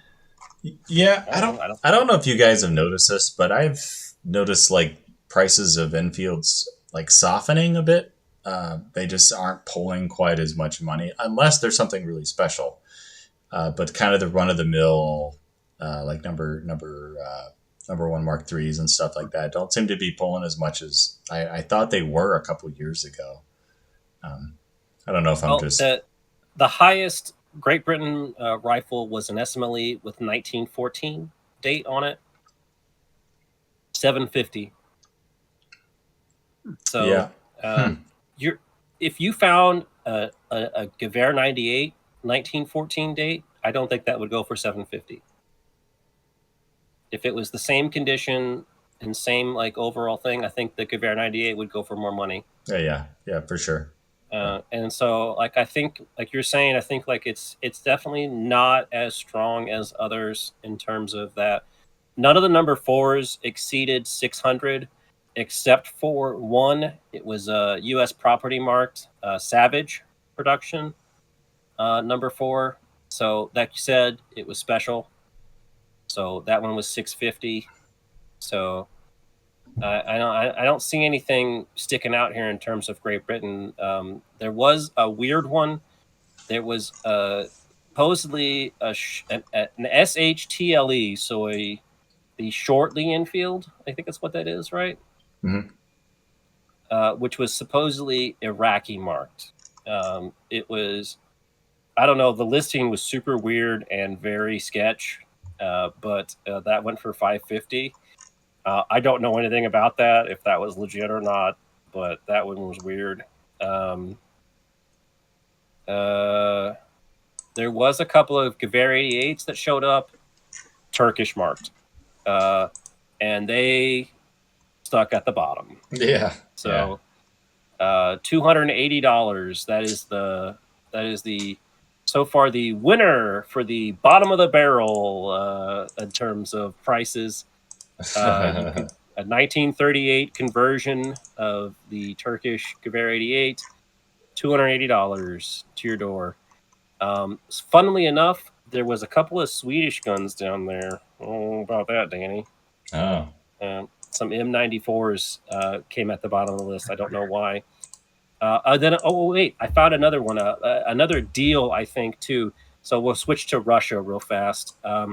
Some Imperial M91s did show up, and some post-war Russian stuff did show up. Some 9130s and some post-war M91 59s were there. But there was what I think was the deal that somebody got was a really nice condition a 1917 M91 that was Remington for $400. So I think somebody got a really good deal on that one. I don't believe it was matching. It might have been forced matched, but still, I think that you did pretty well in terms of that. as far as the rest goes, under 500 bill. Exception being some the M44s all are still going 500 plus for the most part. But those have kind of not really moved up in terms of price. I've not really seen them. Those have kind of stayed in the $500 to $600 range as long as I've really been looking at them. Maybe the last 5 or 6 years, they've not really moved a lot. There was the highest Russian rifle was the sniper. We assume it's an original sniper. It says it was, but there was a Finnish capture Imperial M91 from 1916, which went for $650. So that was pretty normal. Let's see. Looking at here, French Moss 4956 went for 800 to 900. I don't know enough about French stuff to know if that's a good deal or not. Wasn't a whole lot of French stuff in the list, to be honest. A Berthier went for 450, 1918 marked. I thought that was pretty good. It was the 5-shot, not the 3-shot. So I believe it was ball in. So it was updated. Bottom of the list, though, still dominated by Spain, Turkish, Yugo, M48s, M48A, 450 or less. Okay. Dutch M95. The only M95 on the fucking list was a Dutch one. For $450. M91 30s, $450 or around there. Gewehr 1889, the Swiss long rifle, $350. Didn't get much money for that one. But yeah, so bottom of the list is pretty much the ones that we would expect to be down there still. Yeah, it doesn't seem to be much movement up price-wise with a lot of the guns at the bottom. Like a little bit, like maybe Turk stuff has gone up a little bit, Turkish, and but like a lot of Spanish-made stuff, not a whole lot other than I think 1916s have. It just seems like people that get into that kind of thing maybe tend to collect them a little more. And plus, they can't stay $99 forever, so they kind of go up a little bit. But no, yeah. To discuss outside of Gunbroker, outside of my data set, a lot of the Italian market and Austro-Hungarian M95 market, and then some of the French antique market is being utterly destroyed right now by RTI. Even though they're in pretty rough condition for the most part, they're offering insane amounts of value for some of this stuff that would normally be extremely hard to find. The Carcanos less so because those tend to be more common, but the French antiques, the Gras, the Chassepot, the labels they had, those are a lot harder to find, and they were offering insane discounts in terms of that. That just are not on the market very often. And then the M95 market, if you have an original rifle and you paid a decent amount of money before the RTI stuff, you've lost money. It's just not gonna recover anytime soon. They're selling them for $100 a piece. Fucking sake, it's just not. It's not going to be a thing. And I've also advised people too on Reddit a couple times here in the past week or so. They were talking about potentially buying some and flipping them. I don't see that happening. They tend to be in not good enough condition to flip, and then the market is just not there. The market for M95s especially has been pretty stagnant just for the last 10 years, just because the lack of availability in ammo, and just in terms of they're just not popular. When Battlefield 1 actually caused a surge in M95 popularity. Yeah. And it legit did. And most of the time when I've met people that have like, oh, I know what an M95 is from Battlefield 1, that's where they learned it from, is because in that game, it was listed as a sniper rifle, and it was actually pretty broken as a sniper rifle. So it was one of the most common used weapons in the game, so they know about it. And it did cause a bump in the prices, but it's not sustained. After that game has fallen off, the prices have started to come back down. I still see those for $300 to $500 for an M95 30, 34. Long rifles tend to go for 500 plus. The before RTI, the original caliber rifles, you would be expecting to pay $500 to $600, going up in terms of price and in terms of condition. But now that RTI is here, that market's just fucking gone. It's just destroyed. So if you Yeah. have an original long rifle or original Stutson that you paid the original amount of price for, the value's gone. What did you say you paid? Like the cheapest you paid for one from RTI? $150. $150. So like I've still see them at shows. People want $400 and $500 because I guess in their mind that's maybe what they went for. Or you saw some sold for or whatever 10 years ago. But it's like, yeah, when you can get them for $150, $200, it's a little rough for that price. But like, dude, your guns gotta be real nice to demand, 2-3 times the price of what a not nice one goes for one. So and RCI does tend to be gambling. You're going to be gambling in terms of condition and missing pieces, especially. I see that a lot with Garcanos too. You can get them 150, as low as $100 from RTI, and then I'll go and I'll see people selling them like not the long rifles, but the Moscatos. They'll go want $500-$600 for them. It's weird. It's like, dude, I can just go buy one right now for. It's undermining the market, but it's not showing up yet in terms of the overall market has not noticed the softening, I don't think, or at least these people at the shows have in their heads, they've like, well, this is what this was going for, so now it still needs to go that way. But the availability, there's still a lot of people that don't know about RTI, and but for the large collectors, I would definitely say that it's definitely softening the market for those particular ones. But like we said, the rest of the stuff that's not RTI, Yugoslavian stuff tends to still have been downgraded. It was going up pre-pandemic. I think we were noticing that, but not really move much anymore. M9130s, we were discussing this with Jake earlier, but they went up in price. They're much more expensive than they used to be, but they're not continuing to move up. They're not trending upward at all anymore. Earlier Swiss stuff, the early pre-K31s have kind of stopped.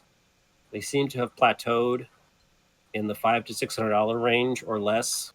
K31s are also seeming to have plateaued or maybe kind of fallen a little bit.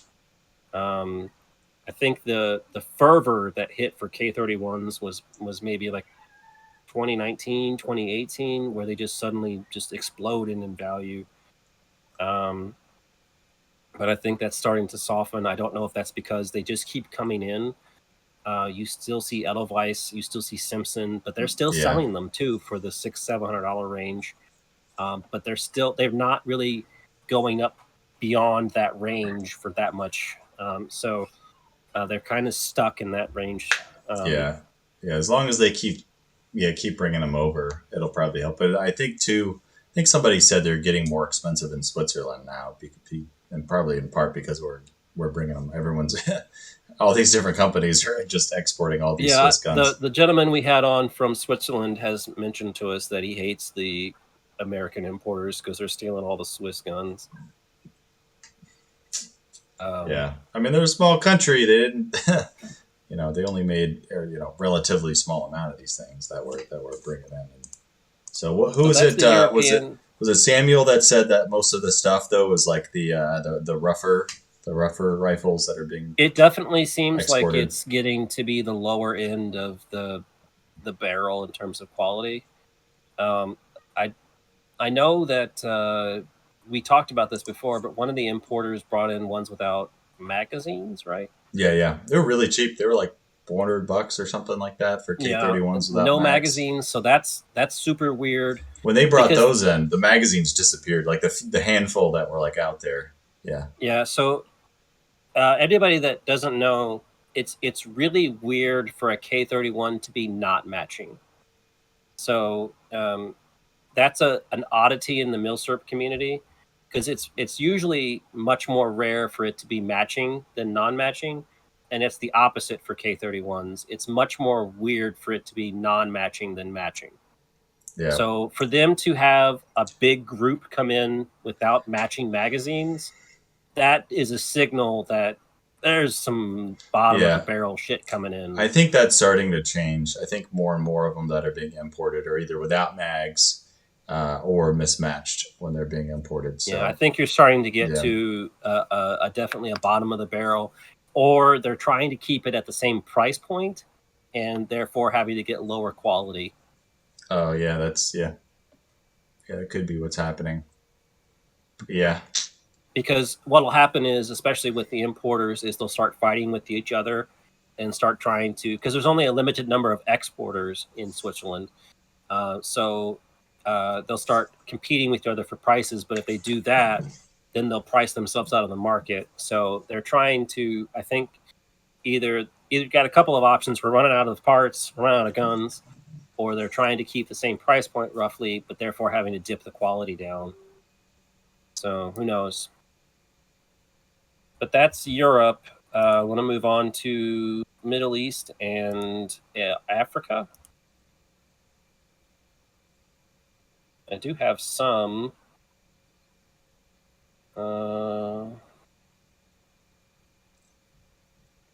that's Asia.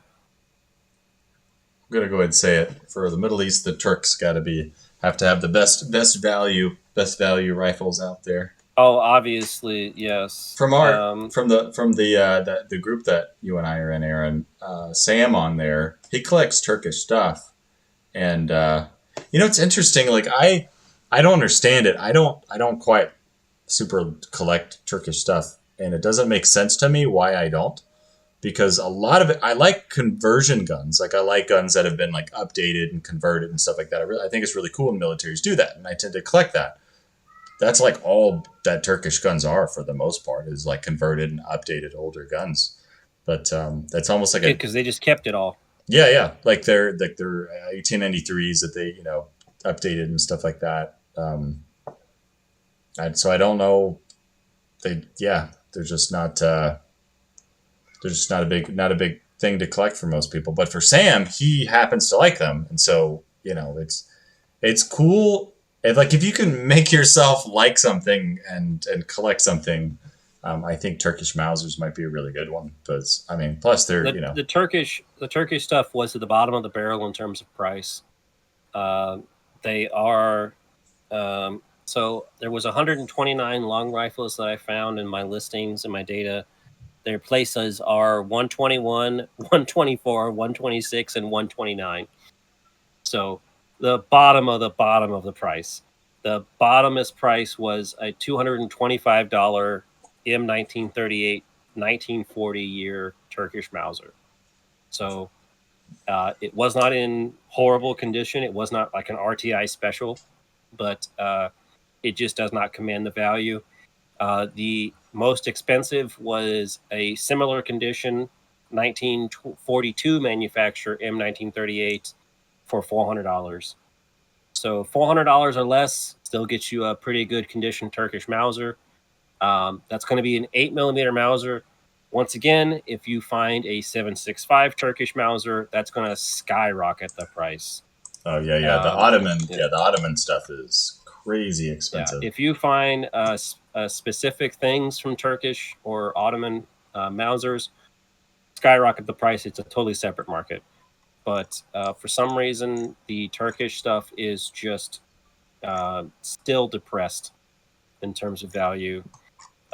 Egypt, we had a couple of Egyptian guns show up. Hakim for $800, which is, I think, on the low end.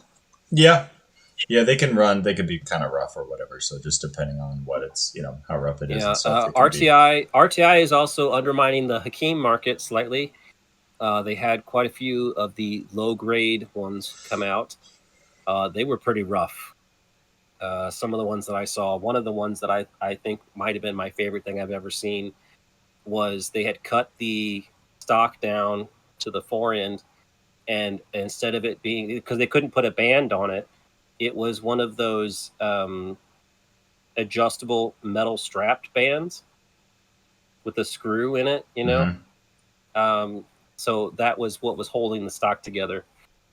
So that was a C grade Hakeem that was for $400, I think, $450 maybe or something like that. I saw a pretty good condition Hakeem sitting at a gun shop for $800 for a while. No one picked it up. So Yeah, They're I, really neat guns. I, I'm surprised they don't have a higher price point, but I think it's just because they're Egyptian. I think people are scared of probably. them. The people that know enough about them are like, oh no, I don't want to get hurt by this gun. And then they might be unsure of the quality, being that it's Egyptian or whatever. And yeah, you can find some pretty good values in Hakeem's right now. Um, We'll say that's probably right that people get a little scared of them just because they are to date the only gun that if I pick it up, I cannot figure out intuitively how to operate it. They're a little wonky. So Yes, yes. Like if you had no idea how to operate it, you'd look at it and go like, "What the like? Okay, where's the handle? Like, where's the charging handle? Like, how do you think?" Yeah, it's not super intuitive, not I've knowing. even watched YouTube videos on how to operate a Hakeem, and still, if I ever see one in person, I wind up getting confused. It's Oh just yeah, you weird. you have to play with one, and it sort of clicks how it works, but it's not like crazy. Some people It's see definitely, yeah, it's some people definitely an see me odd play choice. around like how you close the bolt because like the bolt locks back and then like well how do you close it and people do weird things like take the magazine out and then slam it forward and whatever but like I always do this funny thing because I'll do it and I'll kind of watch the person's face while I do it because they're like oh because they'll see me stick my fingers like in the magazine where normally the bolt would go forward but I know it's being retained and I could kind of I show it in my videos because that's it's sort of like one of my pet peeves is people like thinking that the Hakims or Jungmans are super super dangerous. They're going to smash your fingers when I don't think they're that bad. If it's only dangerous if you have the magazine out, which the magazine's supposed to be in. When you're operating it, and or if the bolt holdback detent is broken or whatever. Which in I've said this before, but Alex on TFB TV, his old Jungmann video, his rifle that the detent was missing or it was malfunctioning, and it wasn't holding the bolt back on the last round like it should be, and he didn't realize it because like it wasn't his gun, so like he just kind of was like, oh, this is dangerous, and he kind of wore a glove, and it's like yeah, because your gun's malfunctioning, like it's broke, like that's why it seems dangerous, but. Danny, were those stripper clip fed, or were Mhm. those supposed to be swapping the magazines? Yeah, yeah, you're not supposed to. Yeah, they were stripper clip fed. So I noticed The that too. It happens a lot with U.S. stuff, is people don't realize that they're not supposed to swap the magazines out. So people try to swap magazines out, and then you start to get issues like you're talking about, where people smash their fingers because they're yeah, not doing something that the rifle was designed to do. yeah, exactly. This is a Jungmann here. So basically, all Jungmanns in the United States are they're upgraded. They were updated in the 50s, so they're all like AG-42Bs. They added these little like dimples on the dust cover The to kind of gripper help you. dimples, yeah. Yeah, if you want to know what the AG-42 looked like before the B upgrade program, just look at a Hakim. It's pretty much they looked like Hakims.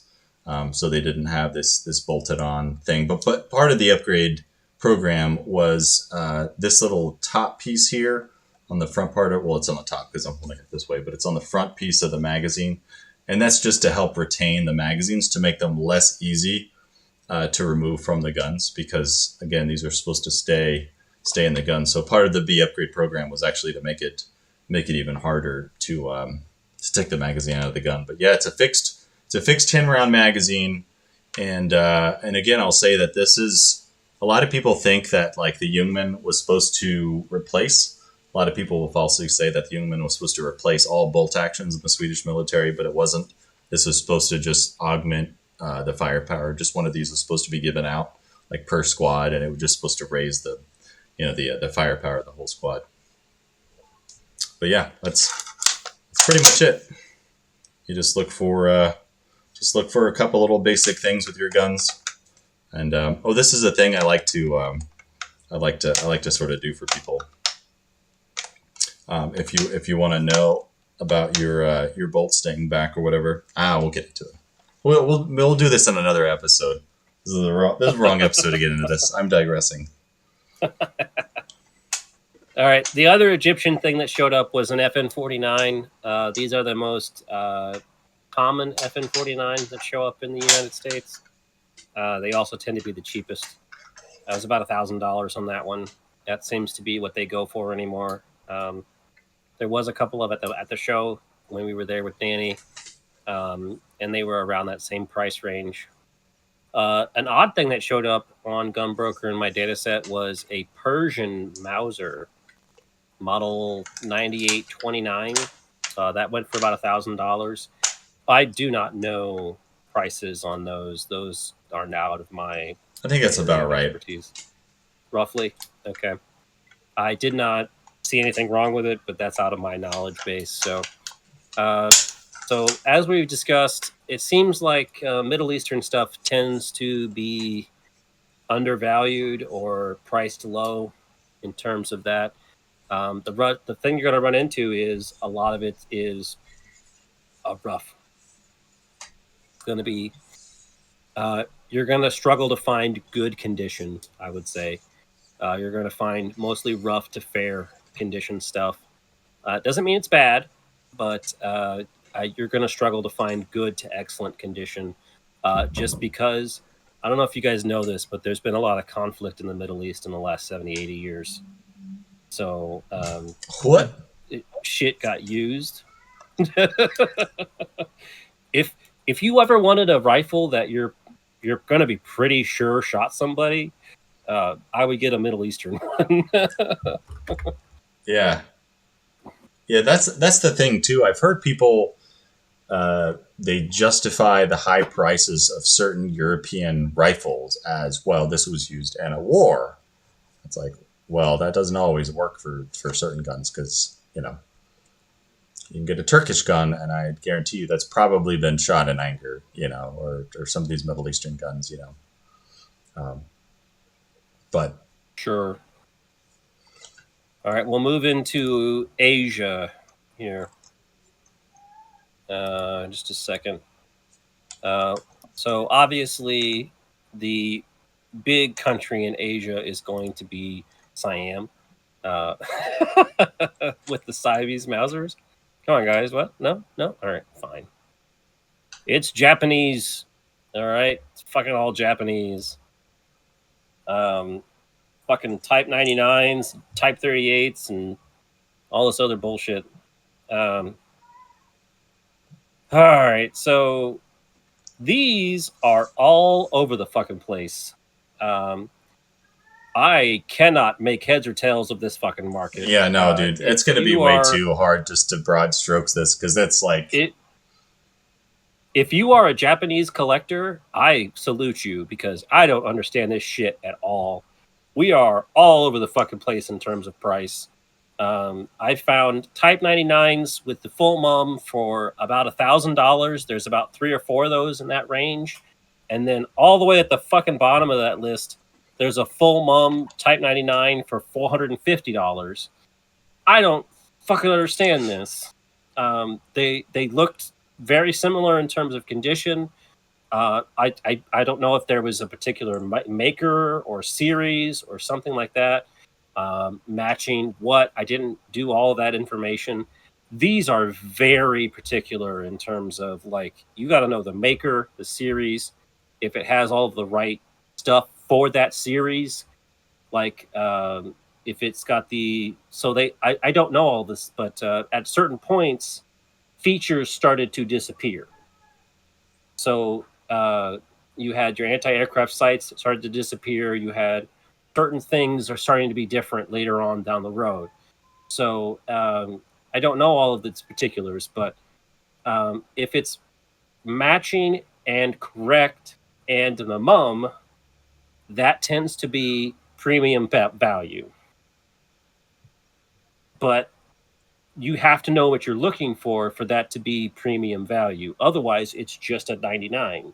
Yeah, there's so much to know with those. Yeah, because it's like, oh, actually, that's a 22nd series Nagoya Arsenal, and that one shouldn't have had the bipod should have been.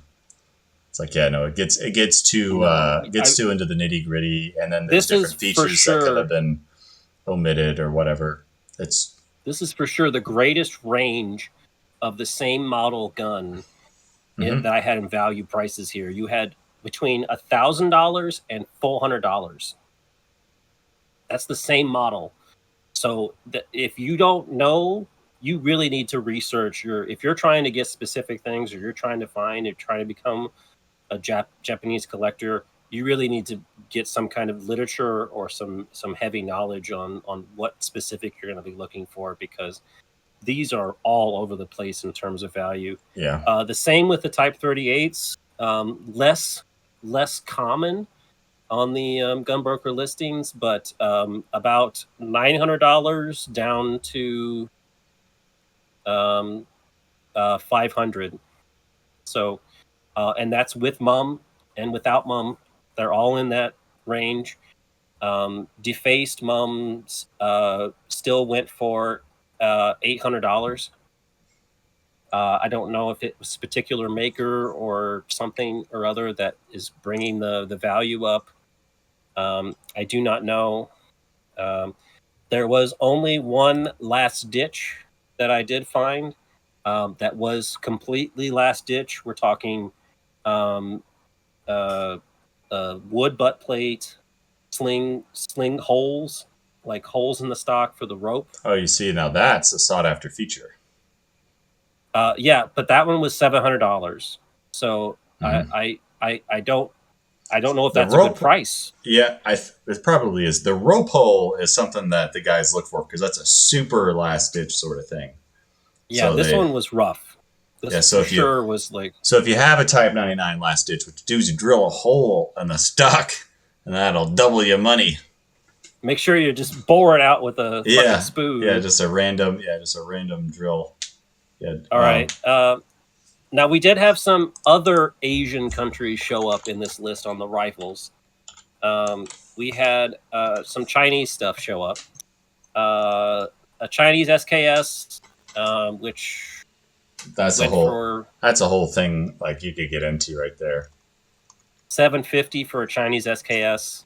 I don't know if it was a particular model or year or commercial or what. It was just $750. There was something that Danny would have been interested in, which was a Chinese conversion of Type 38 to 7.62x39. That went for $550. That is very cheap. Yeah, I think that's good. Yeah, that was a good deal. That's definitely the good deal for the Asian side for sure. And then there was a couple of Type 53s, which are still depressed in value. They are still under $500. They are down in the bottom $300 to $400 for Type 53s. For those that don't know, that is the Chinese copy of the M44. I think they were made on original M44 manufactured, like the dies and stuff. So like the Soviets sold them the production equipment. So it wasn't like they copied it. They actually sold them the correct production equipment. The most expensive one went for $400, and it was a 1954 dated Type 53. So that's pretty cool. It's a very early one. And then stuff that normally you wouldn't think of, but India is Asia. So I have India listed here. The cheapest rifle in the Asia category was an Indian SMLE. and that was a wire-wrapped grenade rifle, very rough condition, but it did come with the grenade cup, and it was $230. So That sounds about right. Indian the Indian SMLEs are going to tend to be pretty rough, and they tend to also be undervalued in terms of they're not going to have very much high value on those. Now, something that did bring a decent amount of money, which I was surprised about, that was Indian, was 2A1s. There was a couple of 2A1s that showed up. Now, these are the new built rifles in the 50s and 60s from India that look like SMLEs, but are actually different. They are in 7.62 by 51. Those went for around 500 to 550. Which I thought was a decent amount for the Indian rifles. They tend to not bring a lot of money. But the 2A1s are semi-popular in the United States because they are in a much more common round, and they still look like a SMLE. So you have an advantage there. We did have a couple of Siamese Mausers show up.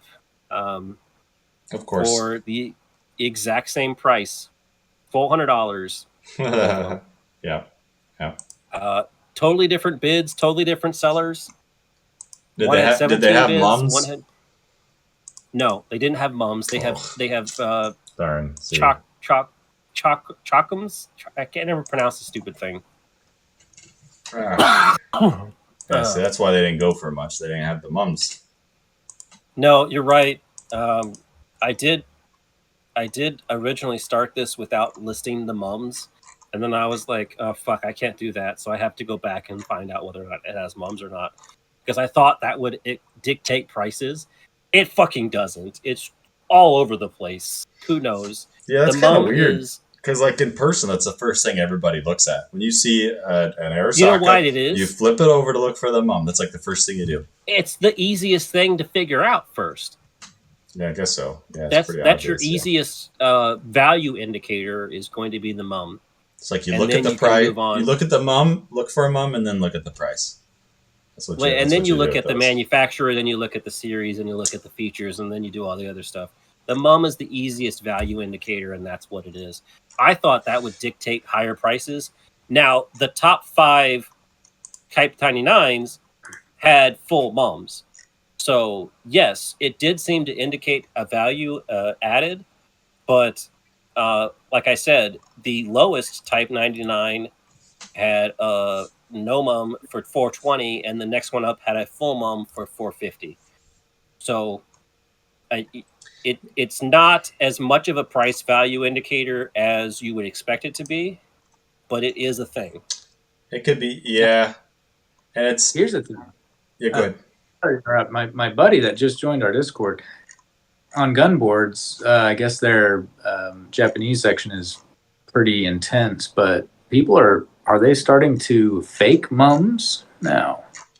Oh, I've not heard this. Oh, I saw somebody that did. Yeah. They restamped a mum. Oh, really?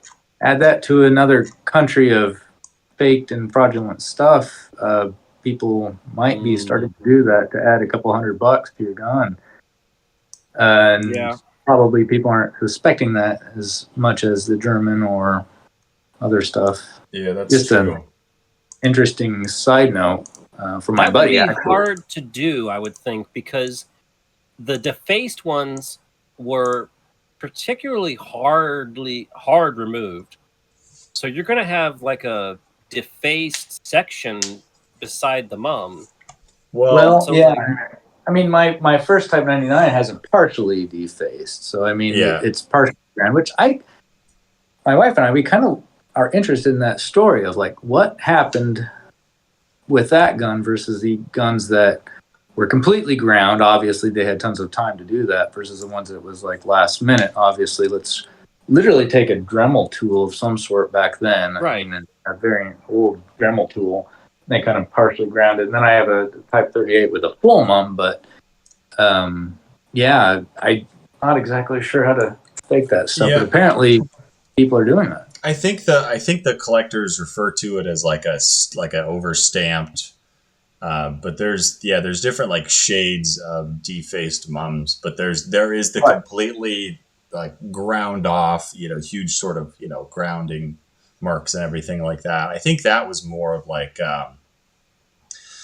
sort of guns maybe that were in storage somewhere. That had to be like they had the facility set up to do that, and they were just cranking them out doing that. That seems to be very common. It looks like a single sort of pass, and they were just doing that all day. And then there's the guns that are just like they're like dinged a couple times, like they're X'd out. There's that kind of thing that looks like it was more done in the field, sort of thing. Those could be like a surrender sort of piece where they just dinged them out and turned them in. Something like last minute. They considered that mum the symbol of their demigod, right? The emperor. So I mean, it was a almost holy symbol. I think it was part of the surrender, though, wasn't it? It was. Yeah. I mean, you wouldn't want to surrender the symbol of your, demigod or emperor. I think it was part of the. Surrender documentation that it wasn't that necessarily that the Japanese didn't want to surrender it. It was like MacArthur's way of saying, no, he's not. Like, you're done. Like, you are defacing this, which you normally would never have done. So this is like, for sure, you guys are done. That kind of thing. Yeah. I've heard that a lot before of like, it's that was a symbol of their emperor. So that's why they ground it off, so we wouldn't get it sort of thing. But also I've thought about it like, if it is sort of like a quasi-holy symbol to them, then defacing it, isn't that sort of like a vile act? That's what I mean. That's why it was like, I believe it was more of a MacArthur U.S. thing where it was like, you are defacing this because you are not to ever like want to do this ever again, that kind of thing. Like, you are never to touch this again. Maybe it was painful for them to do, and so that's why. Yeah, it would be like I don't know, like a Christian symbol, like a cross on your like an Israeli Mauser or something, and you had to grind it off before you had to get rid of it. And it's like that kind of idea is that you are like, we are giving this up entirely. That's what that is symbolizing in terms of that.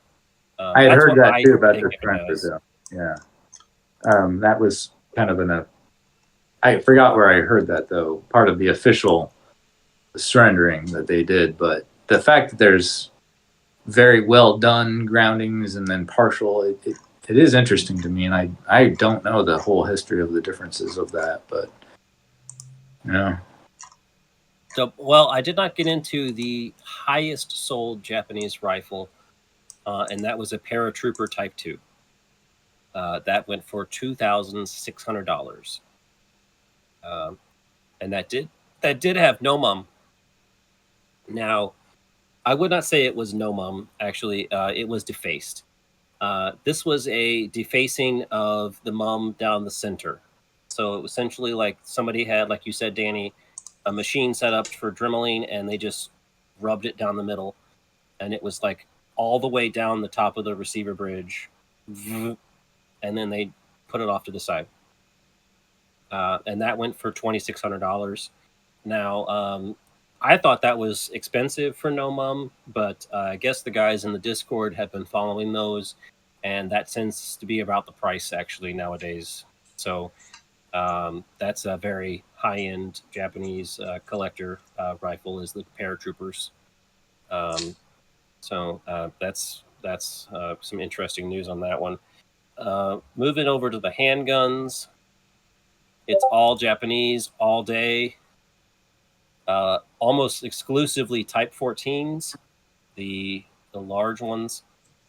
Around $850 to $700. Just in terms of price, not much variation. All pretty much the same condition-wise. Although one of them in the higher price range, in the $800 price range, did have a original holster, so I'm sure that helped bolster the price a little bit. But we're looking between $700 and $800 for the Type 14s. Type 94 surrender pistols, the ones you can shoot with your with the sear exposed, right, Danny? Yeah. That's the most suicide dangerous pistol. Yeah. Most dangerous handgun ever I created. heard someone recently just say that they wouldn't even want to own them because they're not safe because they can be fired without pulling the trigger. So I don't even want to own one. Actually, they're incredibly safe. Somebody let me try to shoot one at a range, and as soon as I pulled the trigger, it just didn't work, and it just broke. up and take it home, and he couldn't even get the to open or the slide to open. So I couldn't even make one shoot. 100% Yeah. So those are still bottom of the barrel in terms of Japanese handgun price, as one would expect. They are well known in the FUD community as being garbage and dangerous, so they are still depressed in value. You are still expecting about $500 to $600 for one of those, which is for a World War II handgun. That's pretty cheap. Yeah, for, but especially a major power. Yeah, a lot of variables though. A lot Yes, could go wrong. as Danny said, the Japanese stuff is a lot of variables. Yeah. All over the place. Like my 94, I took it to the range the first time and, put a loaded mag in it, racked around, and just pulled the trigger, click. That's it. Don't know why. So I still haven't really investigated. So it's like a real hit or miss. Now, I found with the older generation, every Japanese handgun is the suicide pistol, right? That's everything I've ever heard. Oh, you got a suicide pistol. I actually don't have that one, but... Yeah. Now, something that I didn't know about being a highly desired model of handgun for Japan are the revolvers. So the Type 26 revolver was actually the highest priced handgun for Japan at $950. It had 35 bids on it. Actually, it was the most bid on Japanese handgun that I found in my data set. And so I don't know much about these. I don't know if Danny or Frantic or Cody or Jake. No. Jake. Sorry, I call you Jack all the time. I'm used to it. I don't know if you guys know, but I didn't know this was a thing, but I was talking with some of the people in the Discord, and I guess the Japanese revolvers tend to go for a little bit more money. I guess there's more of a following for them. Not as many made, apparently, is what the big thing is. There's only about 50 to 60,000 made, but they tend to go for more money. They also somewhat, at least from the data set that I looked at, they tend to be in pretty good shape, pretty good condition. So, but those are going to be between 9 to 1,000. At least what's going on here. The Japanese market is, as we discussed, all over the fucking place. So there's no consistency here. Frantic and I are going to have to take off here pretty soon. I don't know if you want to wrap it up or... Oh, yeah, we can wrap it up. Okay. So we'll go through real fast the just brief overview of everything. American market, still fucking insane for prices. 1917s tend to be okay price-wise, but if you're going to buy anything, buy from the CMP. South American tends to be undervalued in terms of price for the Mausers. Specific models, though, are very expensive, and it does seem like some of the models are coming up in prices as some people are starting to notice the South American Mausers are very high quality. But some of the 7.65 stuff is still depressed in value because that's not a very common round in the United States. In Europe, in the European market, the SMLEs and number 4s tend to be not moving up in price very much. The French stuff also kind of depressed. The German stuff still fucking expensive as hell. I did not mention that one of the K98Ks that went for $900 was a Mitchell's Mauser. 1937 Mitchell's went for $900. So somebody got fucked there. But Swedish stuff tends to be a little bit of a range there as well, but tends to be on the higher end. Italian stuff, Austro-Hungarian stuff we've discussed is fucking depressed because of RTI. Spanish stuff also tends to be on the low end just because of the overall quality and condition that they show up in and the general sentiment of them in the market. Middle Eastern, Turkish stuff is still low end, low grade, low reputation. Egyptian tends to be low end as well in terms of reputation, but they tend to be better production, at least in better quality and better general condition overall. Back in Asia, the Indian stuff tends to be low end in terms of condition and value, but there's some of the 2A1s that are going up in value, it seems. China, the Type 53s are still low end in terms of value. They also tend to be in pretty rough shape. Most of the Chinese guns you're going to find are in pretty rough shape. It's not like they didn't do anything for the last 250 years. Japan, that market is, as we said, all over the fucking place. Who knows? You got to know what you're getting into if you're going to buy something. If you're going to spend a lot of money, you better know what you've got, because that market is just all over the place. So if somebody's trying to sell you $1,000 Type 99, you better know what you're doing. It might be worth it, but it might not be. Who knows? So that's about where we're at in terms of the Milsurp market for 2023. That was just a quick overview. I didn't get into specific models as like down to the very nitty gritty, but the K8Ks obviously are still way up there for some fucking reason. But the overall stuff, I think we've got a good explanation here. Thanks to everybody for joining us today. And I think we'll just go ahead and sign off, everybody, unless you got something else to say. Question for Danny.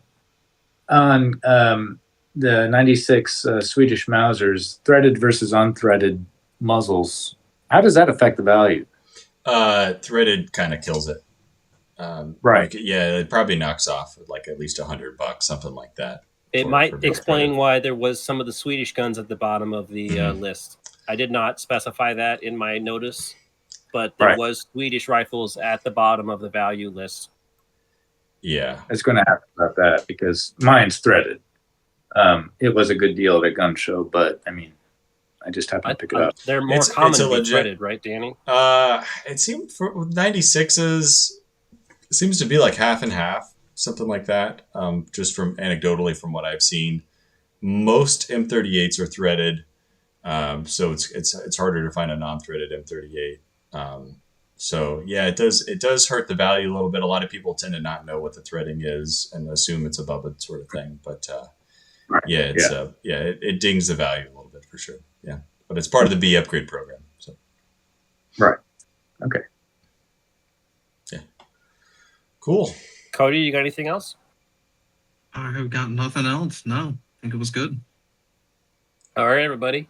Thanks to y'all for coming, and be sure to check out Milsurp World on YouTube. We have a Patreon where you can join for as little as $1. And that'll get you access to our Discord server, which you can use to yell Cody at here me is, about N95s. Cody here is the Archduke of the Discord server. So yes, treat him as the royalty the Archduke that he is. Cody is officially the Archduke. I created a Patreon level just for him. So he's technically other people could join it. I guess you might have to share the title, but I have a feeling nobody else is going to do that. I did make the Le Emperor or whatever for Frenchie, but I don't think anybody's gonna. That's more for the lulz. But yeah. Cool. Yeah. Well, thanks for listening, everybody. Thanks for joining the podcast.